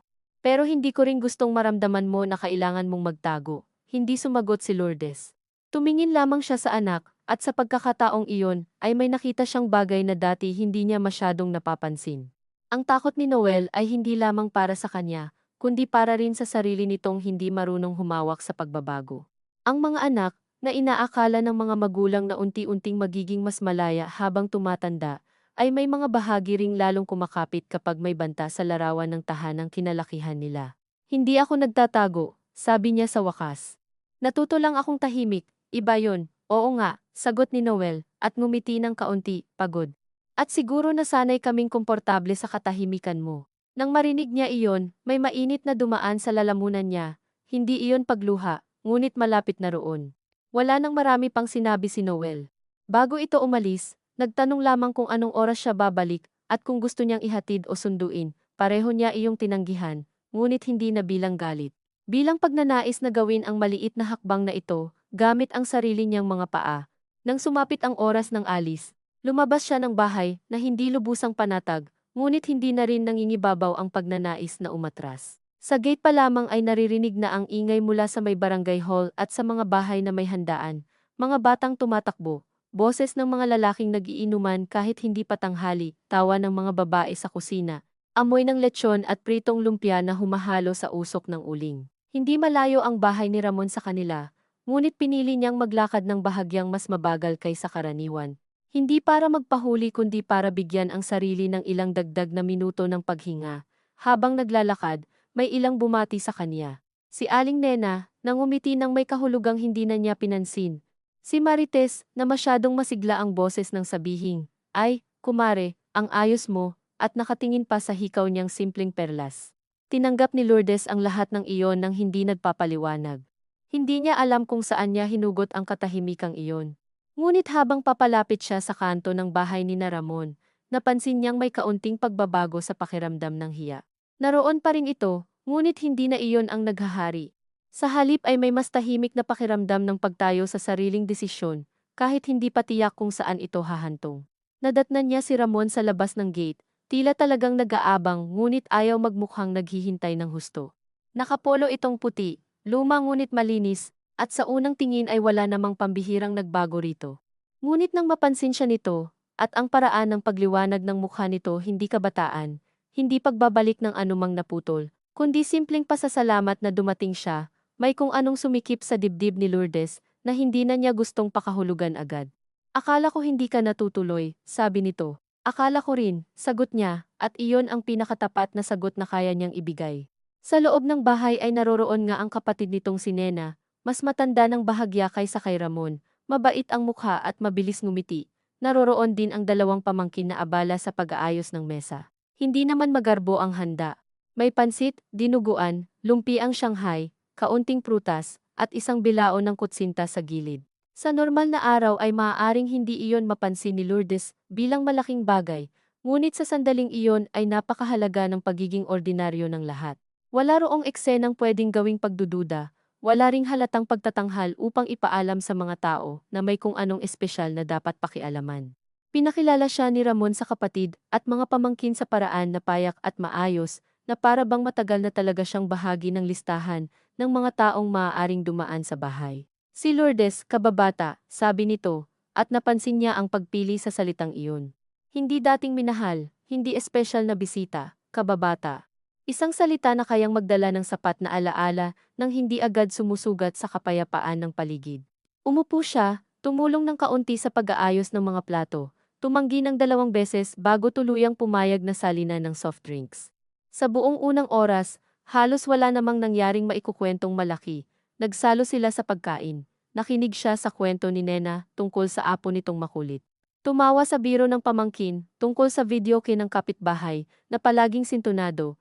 Minsan ay nahuhuli niyang nakatingin si Ramon sa kaniya, ngunit palagi itong marunong umiwas bago maging kapuna-puna. At sa ganoong maingat na paggalaw nila sa isa't isa, mas lalo niyang naranasan ang kakaibang ginhawa ng hindi kailangang madaliin ang kahit ano. Ngunit hindi nangangahulugang payapa ang loob niya. Sa katunayan, habang tumatagal siya roon ay lalo niyang nararamdaman kung gaano kahirap ipaliwanag sa sarili na ang pagiging komportable ay hindi laging katumbas ng tama. At ang pangambang iyon ay hindi basta mawawala, dahil lamang mabait ang kapatid ni Ramon at normal ang usapan sa hapag. Nang magpaalam ang isa sa mga pamangkin upang maghatid ng pagkain sa tiyahin sa kabilang kanto at si Nena na may abala sa kusina, nagkaroon sila ni Ramon ng sandaling halos mag-isa sa may terasa. Sa labas ay maingay pa rin ang kalye, ngunit sa bahaging iyon ng bahay ay may lilim at kaunting hangin. Salamat sa pagpunta, sabi ni Ramon. Hindi ako sigurado kung tama. Sagot niya. Pero nandito ako. Tumango ito, hindi nagmamadaling sagutin ang laman ng pangungusap. Minsan siguro hindi muna tama o mali ang unang kailangan, sabi nito matapos ang ilang saglit. Minsan kailangan lang malaman kung kaya pa nating humarap sa isang araw nang hindi itinatago ang sarili. Hindi romantiko ang tunog, ngunit iyon marahil ang dahilan kung bakit lalo siyang tinamaan. Maraming taon na rin mula nang may nagsabi sa kaniya ng bagay na may bigat ng hindi tinatakpan ng palamuti o malalaking pangako. Madali sa'yo sabihin yan, sabi niya, bagaman hindi siya sigurado kung totoo. Hindi ako may mga anak na kailangang intindihin. Hindi rin madali sa akin, sagot ni Ramon, may anak din ako, hindi lang malapit, at kahit wala, hindi naman nawawala ang hiya dahil matanda na tayo.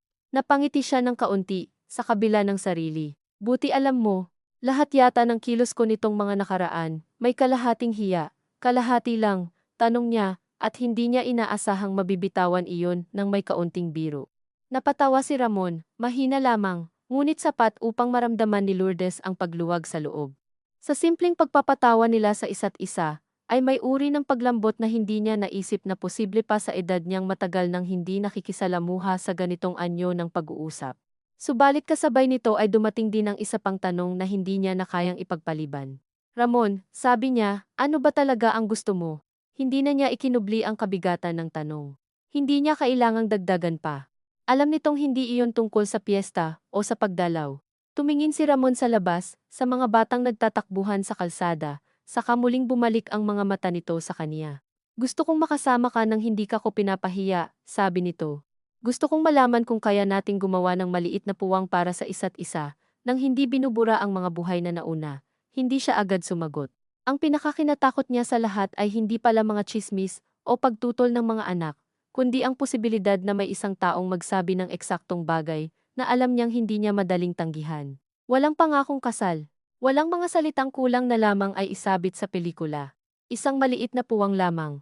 Ngunit kung tutuusin, iyon nga marahil ang pinakamalaking hinihingi sa puntong ito ng buhay, hindi kabuo ang pag-aari ng isa't isa, kundi ang pag-amin na may lugar pa sa araw para sa presensiya ng ibang tao. Hindi ko alam kung kaya ko, sabi niya. Alam ko. Sagot nito. Hindi ko rin alam kung kaya ko, pero gusto kong subukan ng hindi ka tinutulak. Sa sandaling iyon ay napakalinaw ng pagkaunawa ni Lourdes na hindi na sila nasa edad ng pagtatago sa likod ng pagkakataon. Anuman ang namamagitan sa kanila ay maliit pa, marupok, at madaling maipit sa pagitan ng kahihiyan, alaala, pag-aalala ng mga anak, at ng sarili nilang mga taon. Ngunit hindi na rin ito simpleng pagkikita lamang. Nang umuwi siya ng hapon, hindi niya nadama ang ginhawang inaasahan sana niyang makukuha mula sa desisyong nagawa na. Sa halip ay may mas mabigat na katahimikan siyang dala pauwi, sapagkat ngayong malinaw na ang hangarin ni Ramon, hindi na siya makapagtatago sa likod ng pangkaraniwang paliwanag. Sa gate pa lamang ng bahay ay nakita na niya si Celia, hindi ito galit ang unang impresyon niya. Mas mukhang pagod at alisto, gaya ng isang taong naghihintay sa resulta ng pagsusulit na ayaw naman niyang kunwariin na wala siyang pakialam. Kumusta? Tanong nito, payak. Maayos, sagot ni Lourdes. Pumasok sila sa loob nang hindi na nag-uusap sa labas. Sa sala, umupo si Celia sa dating pwesto ni Danilo, kapag nanonood noon ng balita, at dahil dito ay muling dumaan sa isip ni Lourdes ang katotohanang ang mga anak ay hindi lamang mga bantay sa kasalukuyan. Sila rin ay mga tagapagmana ng ayos ng tahanang minsang buo pa. Hindi kita pipigilan ngayon, sabi ni Celia nang walang ligoy. Napatigil si Lourdes sa pag-aayos sana ng kanyang bag. Ngayon, tanong niya, hindi pa rin ibig sabihin na hindi ako natatakot. Pero ayoko nang lagi tayong nasa posisyong ako ang kumukontra at ikaw ang nagtatago. Marahan siyang naupo. Hindi ako nagtatago, sabi niya, ngunit halos wala na iyong talim. Hindi na, sagot ni Celia, at ang maliit na pagkilalang iyon ay may bigat. Tahimik sila sandali. Sa katahimikang iyon, unti-unting nabuo kay Lourdes ang pagkaunawa na ang laban ay hindi na lamang nasa pagitan niya at ng mga anak niya. May isa pang mas tahimik, mas malalim na tunggalian sa loob niya na wala ni isa sa mga ito ang makasasagot para sa kanya. Kaya ba niyang tanggapin na may puwang pa sa buhay niya para sa lambing na hindi galing sa mga anak, sa apo, sa mga ritual ng pagiging balo o sa alaala ng isang mabuting asawang yumao? At kung kaya man, kaya ba niyang dalhin ang puwang na iyon nang hindi itinuturing ang sarili na katawa-tawa o sakim? Nang gabing iyon ay hindi siya makatulog agad. Sa labas ay may ilang natitirang kantahan mula sa piyesta. Paos na ang mikropono. Maling-mali ang tono ng kung sino mang lasing na umaawit. Ngunit may lungkot sa ingay na iyon kapag malalim na ang gabi at paubos na ang handaan. Humiga siya sa kama, ngunit hindi ipinikit agad ang mata. Sa dilim, mas madaling lumapit ang mga tanong na sa araw ay kaya pang itaboy ng gawaing bahay. Pinilit niyang isipin si Danilo ng payapa, hindi bilang bantay o hukom, kundi bilang taong minsang tumabi sa kaniya gabi-gabi. Sinikap niyang alalahanin kung paanong nagsimula ang kanilang buhay mag-asawa, hindi sa apoy na malakas agad, kundi sa pagtanggap, sa pag-aaral ng ugali, sa mabagal na pagsibol ng tiwala na kalaunan ay naging tahanan. Hindi niya kailanman inakalang ang gunita ng isang maayos na pag-aasawa ang tutulong sa kaniya upang maunawaan ang kasalukuyan. Ngunit habang nakahiga siya roon, ay may munting katotohanang umangat mula sa ilalim ng lahat ng hiya. Ang pagmamahal na naging tahanan ay hindi naman kaaway ng bagong pagnanais na huwag ubusin ang nalalabing taon sa anyong para kang hindi na dapat kilalanin bilang buong tao. Hindi nangangahulugan iyon na handa na siya, ngunit nag-iba ang hugis ng takot. Hindi na lamang ito takot sa sasabihin ng iba.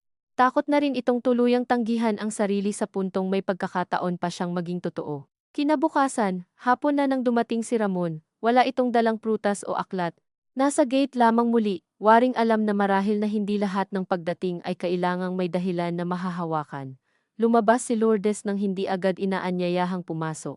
Sa kaliwanag ng hapon, Mas halata ang pagod sa mukha nilang dalawa, at marahil dahil doon ay wala nang silbi ang pagkunwaring magaan ang lahat. Napaisip kita kahapon, sabi ni Ramon. Matagal na akong nag-iisip, sagot niya. Napangiti ito ng bahagya, ngunit agad ding naging seryoso. Kung gusto mong tumigil na tayo rito, sabihin mo lang, hindi ako magagalit.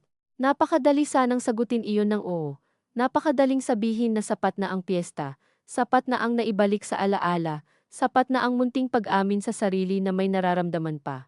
Kung gagawin niya iyon, mapapanatili niya ang maraming bagay sa dati ang katahimikan ng bahay, ang unti-unting pagpayag ng mga anak na hindi nakakailanganing subukin pa, ang payapang pagkakasalansan ng nakaraan, at kasalukuyan ng hindi naghahalo.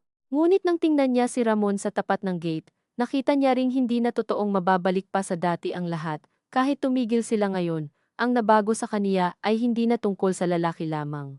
Tungkol na rin ito sa sariling tinig na minsang lumabas matapos ang mahabang pananahimik. Ayoko pang tumigil, sabi niya, mabagal at malinaw.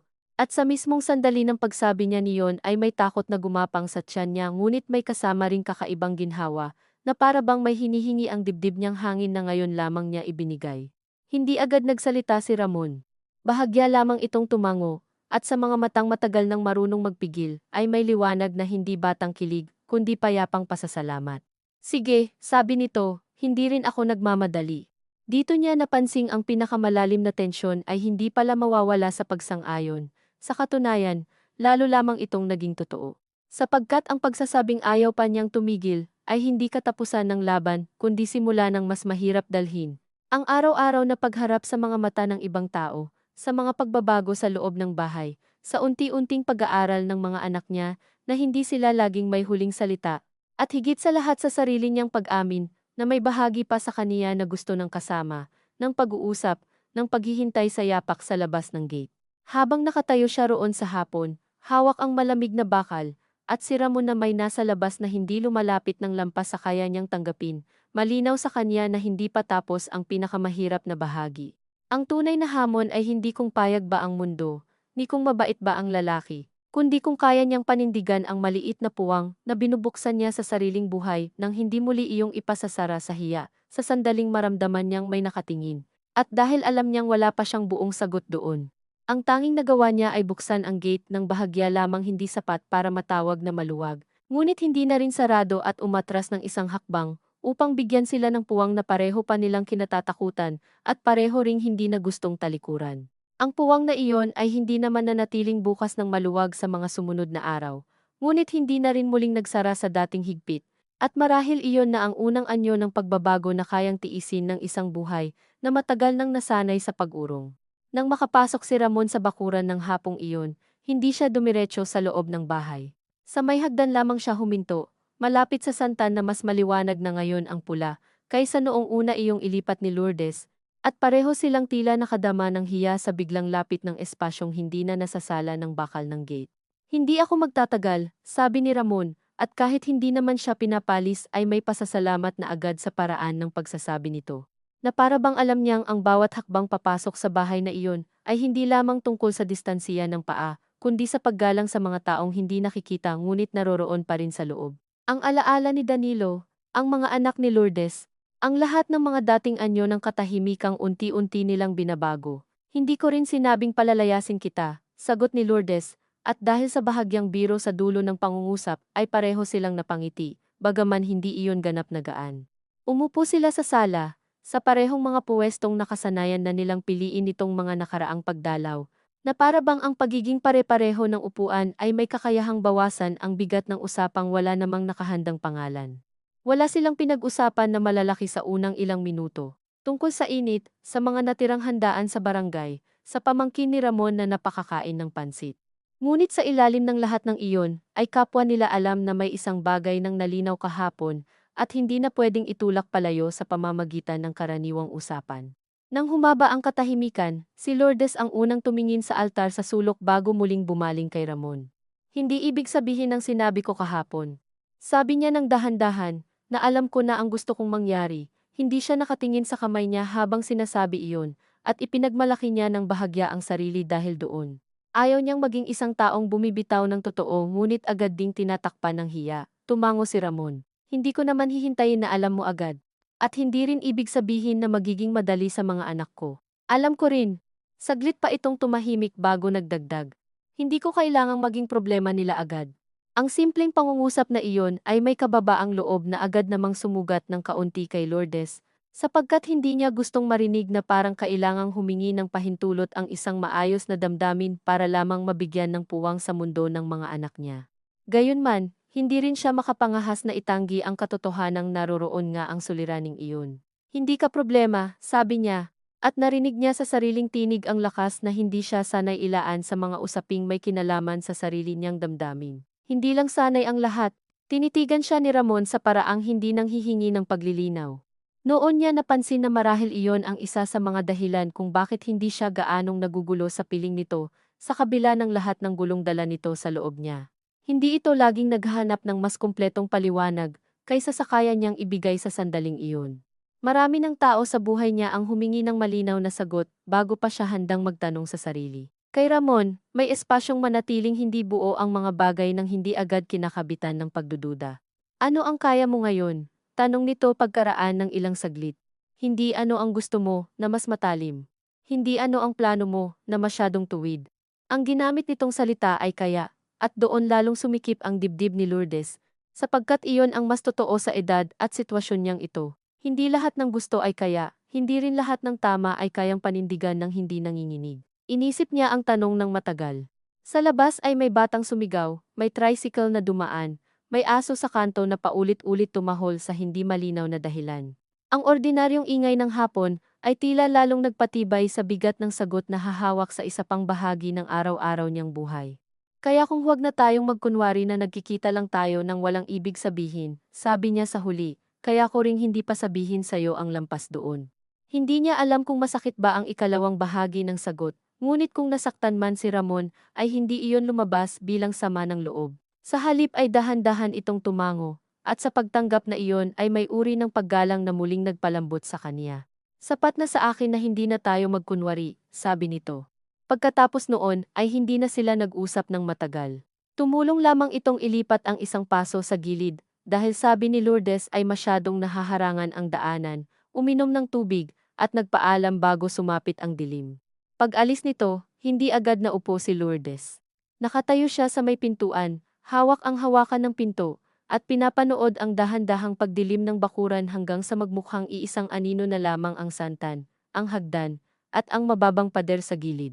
Hindi naman niya kailangang umiyak, hindi rin siya nabawasan ng takot.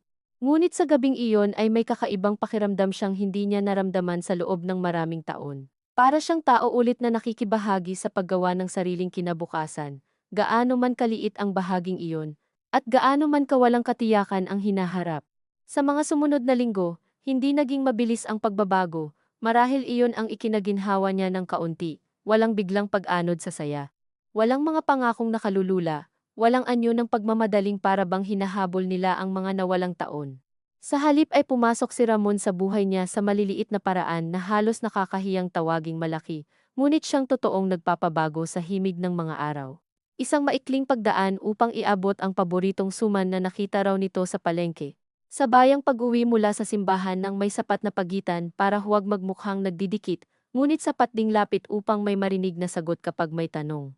Pag-upo sa sala sa hapon, upang pag-usapan ang isang nobelang hiniram niya at hindi naman talaga matapos-tapos basahin, dahil lagi siyang naiistorbo ng sariling isip. Minsan ay hindi pa nga sila nag-uusap ng masinsinan. May mga araw na ang pinakamahaba nilang usapan ay kung anong isda ang masariwa sa palengke o kung gaano kainit ngayong taon. Ngunit kahit sa gayong kapayak na mga pag-uusap, unti-unting nabuo sa paligid ni Lourdes ang pakiramdam na ang katahimikan ay hindi na laging tanda ng kakulangan. May ibang katahimikan palang mabubuo sa piling ng isang tao na hindi kailangang punan ng pangangatuwiran. Hindi nagtagal ay napansin ito ng mga anak niya hindi sa paraan ng pagsulpot ng tsismis, kundi sa mas tahimik na pagbabago ng kaniyang mga kilos. Minsan ay nadaanan ni Celia ang bahay at nadatnan siyang nagbubuklat ng aklat sa sala imbes na nakatunganga lamang sa telebisyon. Minsan ay napansin ni Noel sa tawag sa gabi na mas magaan ang boses niya, na parang hindi lamang gamot at lock ng gate ang laman ng araw niya, walang tuwirang pagtatanong sa una. Parang kapwa ang mga anak niya at siya ay natutong mag-ingat sa bagong ayos ng usapan na para bang anumang maling diin ay maaaring magbalik sa kanila sa dati nilang pagkakabangga. Ngunit ang pag-iingat na iyon ay hindi tulad ng una na puno ng lihim na galit. Mas kahawig iyon ng maingat na paglalakad sa basang sahig matapos mapagtanto ng lahat na hindi sapat ang pagmamadaling magwalis para matiyak na wala nang madudulas. Isang linggo ng hapon, dumating si Celia kasama si Trisha. Nagdala sila ng pansit at puto, at matapos ang ilang pangkaraniwang usapan, ay si Trisha pa ang unang nakabasag sa tila na pagkasunduang pag-iwas sa paksa. Lola, sabi nito habang abala pa rin kinakalikot ang telepono ngunit mas malinaw ang boses kaysa dati, si Tito Ramon ba yung lagi kong nakikitang kausap mo sa labas? Napalingon si Celia sa anak na para bang gusto itong sawayin, ngunit huli na. Naramdaman ni Lourdes ang bahagyang pag-init sa batok. Hindi dahil sa tanong mismo, kundi dahil sa kakaibang pakiramdam ng marinig mula sa apo, ang isang bahagi ng buhay, na matagal nang naisuksok sa sulok ng pagkaadulto ng kanyang mga anak. Oo, sagot niya, mahinahon, kaibigan ko. Tumango si Trisha na parang sapat na iyon, ngunit makalipas ang ilang segundo ay nagdagdag, okay lang naman yon, di ba? Hindi malinaw kung kanino nito itinanong iyon sa ina ba nito, sa kaniya, o sa sarili. Ngunit ang simple at halos inosenteng paraan ng pagkakasabi ng dalaga ay may ibinuking na katotohanang matagal nang alam ni Lourdes, ngunit hindi pa naririnig ng ganito kalinaw. Maraming bagay palang nagiging mas mabigat lamang dahil pinapasan ng henerasyong sanay magtakda ng mga hangganan kung saan dapat tumigil ang buhay ng isang babae. Si Trisha, na sa mga mata niya ay madalas mababaw lamang dahil sa kakatelepono, ay tumingin sa kanya na walang malaking drama. Walang malalim na sermon tungkol sa dangal o pag-iingat. Mayroon lang itong payak na kuryosidad, at sa likod niyon ay isang uri ng pagsang-ayon na hindi pa man ganap ay hindi rin mahigpit ang pinto. Oo, sabi ni Lourdes pagkatapos ng kaunting katahimikan. Okay lang naman. Hindi siya tumingin kay Celia habang sinasabi iyon, ngunit naramdaman niya ang paghinga nitong tila sandaling tumigil bago nagpatuloy ng mas mabagal. Mula noon ay may ilang bagay na mas naging madali hindi dahil nalutas na sila kundi dahil tumigil ng maging anino lamang. Isang beses, nang nandoon muli si Celia at dumating si Ramon upang isauli ang lalagyang pinaglagyan ng suman, hindi na kailangang papiliin ni Lourdes ang sarili sa pagitan ng pagtatago sa kusina o labis na pagpapormal sa sala.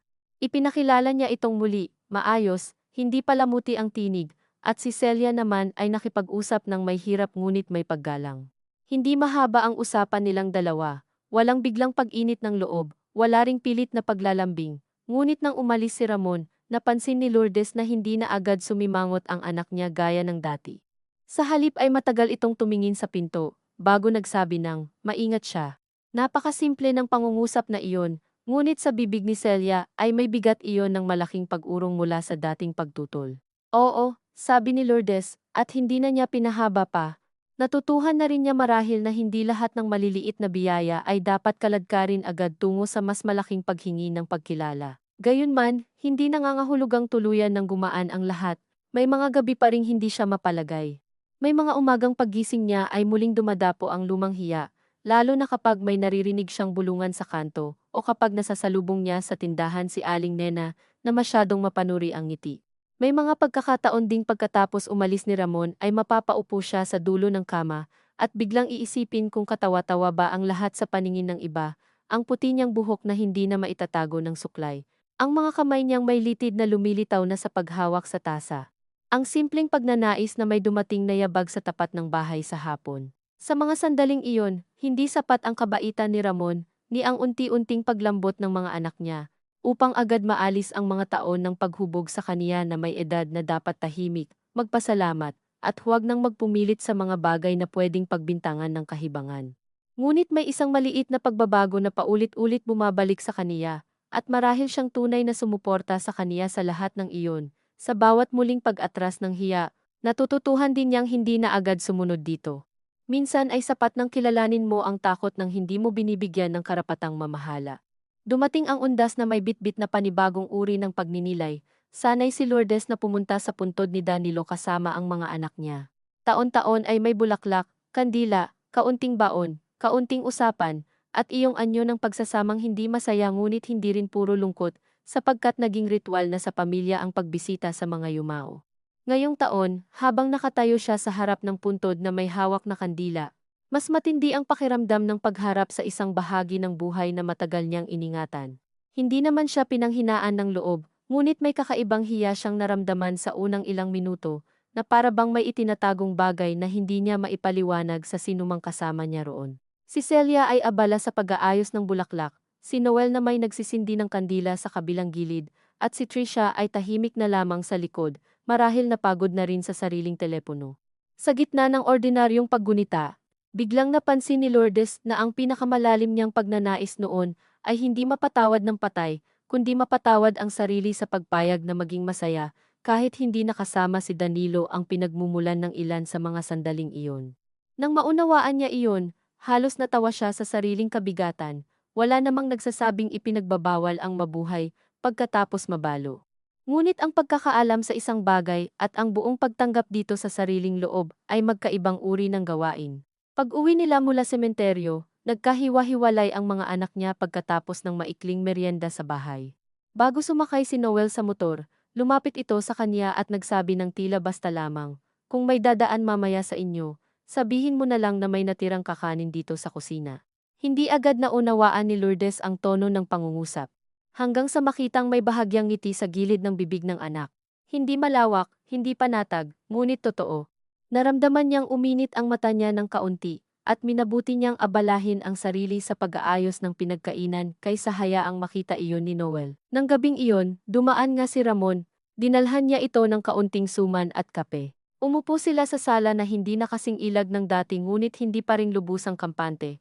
At sa unang pagkakataon ay naikwento niya rito ng mas lantad si Danilo ang ugali nitong ayaw sa sobrang alat, ang paraan nitong humikab na parang laging pagod kahit linggo. Ang pagiging tahimik nito kapag may iniisip ngunit hindi marunong maglihim kapag may iniintinding bayarin. Habang nagsasalita siya, hindi siya umiiyak, hindi rin siya naghihintay ng mahabang sagot mula kay Ramon. Marahil ang gusto lamang niya ay marinig ng isa pang taong mahalaga sa kasalukuyan niya ang hugis ng nakaraan na hindi niya balak itago o burahin. Nakinig si Ramon nang hindi sumasabat ng madalas. Nang matapos siya, dahan-dahan lamang nitong sinabi, "Mabuti siyang kasama sa buhay mo." Ang simple ng pangungusap, ngunit naroroon ang buong paggalang na hindi niya kailanman hiningi ng tuwiran. Hindi ipinagpilitan ni Ramon ang sarili laban sa alaala ni Danilo. Hindi rin ito umatras na para bang natatakot makasagi. Sa tugon nitong iyon, may naituwid na matagal ng gusot sa loob ni Lourdes. Hindi niya kailangang pumili kung sino ang dapat bigyan ng dangal sa puso niya, sapagkat magkaiba ang anyo ng minahal niya noon at ang unti-unting pinapayagan niya ngayon. Hindi mas maliit ang isa dahil dumating ang isa pa, hindi rin nawawala ang isang tahanan dahil lamang may binuksang bintana. Sa mga buwan pang sumunod, hindi sila naging sentro ng baryo sa paraang kinatatakutan niya noong una. Oo, may mga tingin pa rin, may ilang bulong, may ilang biro na nakadikit sa ngiting masyadong mahaba. Ngunit dahil hindi naman sila nagpakita ng anumang maipagkakalat ng may laman kundi ang simpleng pagdalaw, pagsisimba, at paminsan-minsang sabayang paglakad, tila unti-unti ring napagod ang mga tao sa paghahanap ng mas malaking kwento. Marahil totoo ngang ang komunidad ay madalas lamang malupit hanggat nakikita nitong nahihiya ka, kapag hindi mo na labis pinapakain ang kanilang pananabik sa pamamagitan ng sariling pag-urong. Minsan ay kusa rin silang nababawasan ng gana. Hindi naging madali kay Lourdes ang pag-abot sa ganitong uri ng tahimik na katatagan. May mga araw pa ring mas gusto niyang huwag nang lumabas. May mga araw din kapag naririnig niya ang pangalan ni Ramon mula sa bibig ng iba, ay kumakabog pa rin ang dibdib niya sa pag-iingat, ngunit hindi na iyon gaya ng dati na agad sinusundan ng pagtalikod sa sarili. Sa halip, natutuhan niyang ang ilang bagay ay hindi kailangang gawing malaking deklarasyon upang maging totoo. Minsan, sapat nang buksan ang pinto sa hapon at asahang may darating. Minsan, sapat nang may taong magtatanong kung kumain ka na at ang tanong na iyon ay hindi galing sa tungkuling anak o kapitbahay kundi sa pagnanais na malaman ang simpleng hugis ng araw mo. Isang malamig na Disyembre ng umaga, habang nag-aayos siya ng mga lumang dekorasyon sa sala, dahil malapit na ang Pasko, dumating si Ramon na may bitbit na maliit na parol na papel. "Pamasko ng pamangkin ko," sabi nito, "marami raw silang nagawa." Kinuha iyon ni Lourdes at tiningnan ang pulang tissue sa gilid na medyo tabingi ang gupit. Hindi iyon espesyal sa mata ng iba. Ngunit nang isabit niya iyon sa may bintana sa sala, sa tapat ng aparador ni Danilo at hindi malayo sa altar, bigla niyang napansin na ang bahay ay hindi nasira sa paglalagay ng isang bagay na hindi bahagi ng dati nitong ayos. lalong hindi rin nawala ang mga lumang kahulugan ng mga gamit. Mas naging totoo lamang marahil na may puwang pala rito para sa mga dumating pagkaraan, nang makita ni Ramon kung saan niya isinabit ang parol, walang sinabi ang lalaki. Ngunit sa maikling katahimikang iyon ay may naipasa sa pagitan nila na hindi na kailangang ipaliwanag. Pagsapit ng gabi ng Noche Buena, dumating sina Celia at Noel kasama ang kani-kanilang dala. Maingay ang kusina, masikip ang sala, may kantahan si Trisha na wala sa tono ngunit walang pumipigil. Sa gitna ng lahat ng iyon, si Lourdes ay abala sa paghihiwa ng hamon nang marinig niyang may kumatok sa gate. Hindi niya kailangang lumingon agad upang malaman kung sino. Ngunit nang lumabas siya sa may pintuan, nakita niyang si Ramon nga iyon, may dalang maliit na lalagyan ng bibingka. Hindi ito pumasok agad, gaya pa rin ng dati, marunong itong huminto sa hangganan at hayaan siyang magpasya. Sa loob ng bahay, naroon ang mga anak niya, ang mesa na puno ng pagkain, ang alaala ng mga nagdaang Paskong, buo pa sila ni Danilo, at ang kasalukuyang sandaling hindi na eksaktong katulad ng alinman sa mga nauna. Sa labas, naroon si Ramon, hindi bilang panghihimasok sa pamilya, kundi bilang isang taong dahan-dahang natutong kilalanin ang lugar na kayang ibigay sa kanya. Pumasok ka, sabi ni Lourdes pagkatapos ng isang saglit na hindi naman kailangan ngunit tila mahalaga pa ring daanan. Hindi niya itinulak ang salita ng parang anunsyo. Hindi rin iyon bulong, isang payak na paanyaya lamang. Ngunit nang mabitawan niya iyon ay may naramdaman siyang paglutang ng dibdib, parang may matagal na tinig sa loob niyang sa wakas, ay tumigil sa paghingi ng paumanhin. Pumasok si Ramon, nagmano kay Lourdes bilang biro na ikinatawa ni Trisha ng malakas, binati sina Celia at Noel ng maayos, at tumanggap ng upuan sa dulo ng mesa, na para bang wala namang ibang paraan, kundi ang maging bahagi ng hapunang iyon sa lawak na kaya muna nilang ibigay. Hindi perpekto ang gabi. May ilang katahimikang hindi lubos na alam kung paano tatawirin, may ilang tinging nagtatagal ng isang segundo pa kaysa komportable. Ngunit may iba ring maliliit na bagay na hindi niya pinalampas.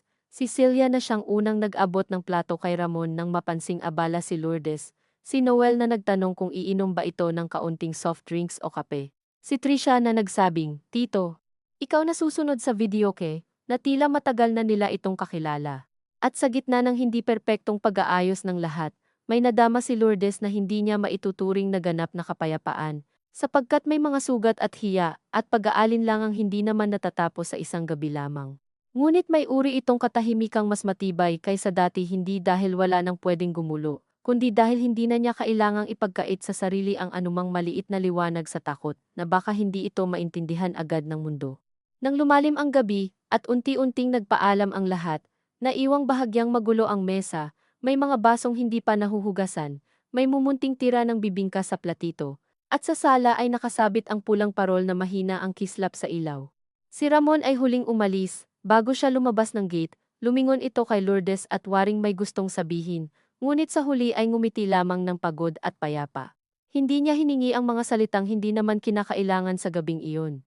Tumayo lamang siya sa may pinto, nakabalot ang shawl sa balikat, at pinanood itong lumakad paalis sa kalsadang malamlam ang ilaw. Sa loob ng bahay ay maririnig pa niya sina Celia at Noel na nag-uusap ng mahina sa kusina, si Trisha na tumatawa sa kung anong pinapanood sa telepono. Ang ordinaryong tunog ng isang pamilyang hindi na eksaktong katulad ng dati ngunit hindi naman nasira dahil sa pagbabagong pinakakinatakutan nilang lahat. Bago niya isara ang pinto, sumulyap siya sa altar at sa aparador, sa parol at sa santan sa may hagdan, sa mga bagay na dati niyang inakalang kailangang manatiling hindi nagagalaw upang mapanatiling buo ang kahulugan ng buhay niya. Ngayon ay alam niyang hindi pala ganoon. May mga alaala na nananatiling totoo kahit hindi ka naroon lamang umiikot. May mga pag-ibig na natutupad hindi sa ingay o sa ganap na pag-aangkin, kundi sa paraan ng pagbibigay ng maliit, ngunit tapat na puwang sa isa't isa. At may mga huling yugto ng buhay na hindi naman pala huli sa paraang tapos na, kundi huli lamang sa kahulugang mas kaunti na ang panahon para magsinungaling sa sarili. Nang isara ni Lourdes ang pinto at humarap sa loob ng bahay na may natitirang init ng handaan at kalat ng paggamit, hindi niya naramdaman na nakarating na siya sa isang wakas na malinis at buo. Marami pa ring araw na maaaring mahirap, maraming pagkakataong maaaring bumalik ang hiya. Maraming paliwanag na baka hindi kailanman tuluyang maibigay sa lahat. Ngunit sa gitna ng lahat ng iyon, sapat na muna ang alam niyang ito, hindi siya nawala sa sarili ng muling magbukas. Sa kabaligtaran, sa dahan-dahang pagpayag na may tumabi sa natitirang haba ng kaniyang mga araw, saka lamang niya mas malinaw na nakilala ang anyo ng buhay na matagal niyang inakalay dapat na lamang tahimik na ubusin, at habang lumalapit sa kaniya ang mga tunog ng pamilya mula sa kusina, at ang malamig na hangin ng Disyembre ay humahaplos sa bintana kung saan nakasabit ang munting pulang parol, tinanggap niyang hindi man perpekto, hindi man ganap na panatag, at hindi man saradong-sarado ang lahat ng sugat ng nakaraan. May mga gabi, talagang sapat ng maramdaman mo, ang puso mong akala mo'y marunong na lamang magtiis, ay marunong pa palang tumanggap ng hindi kinakailangang ikahiya ang liwanag na pumapasok.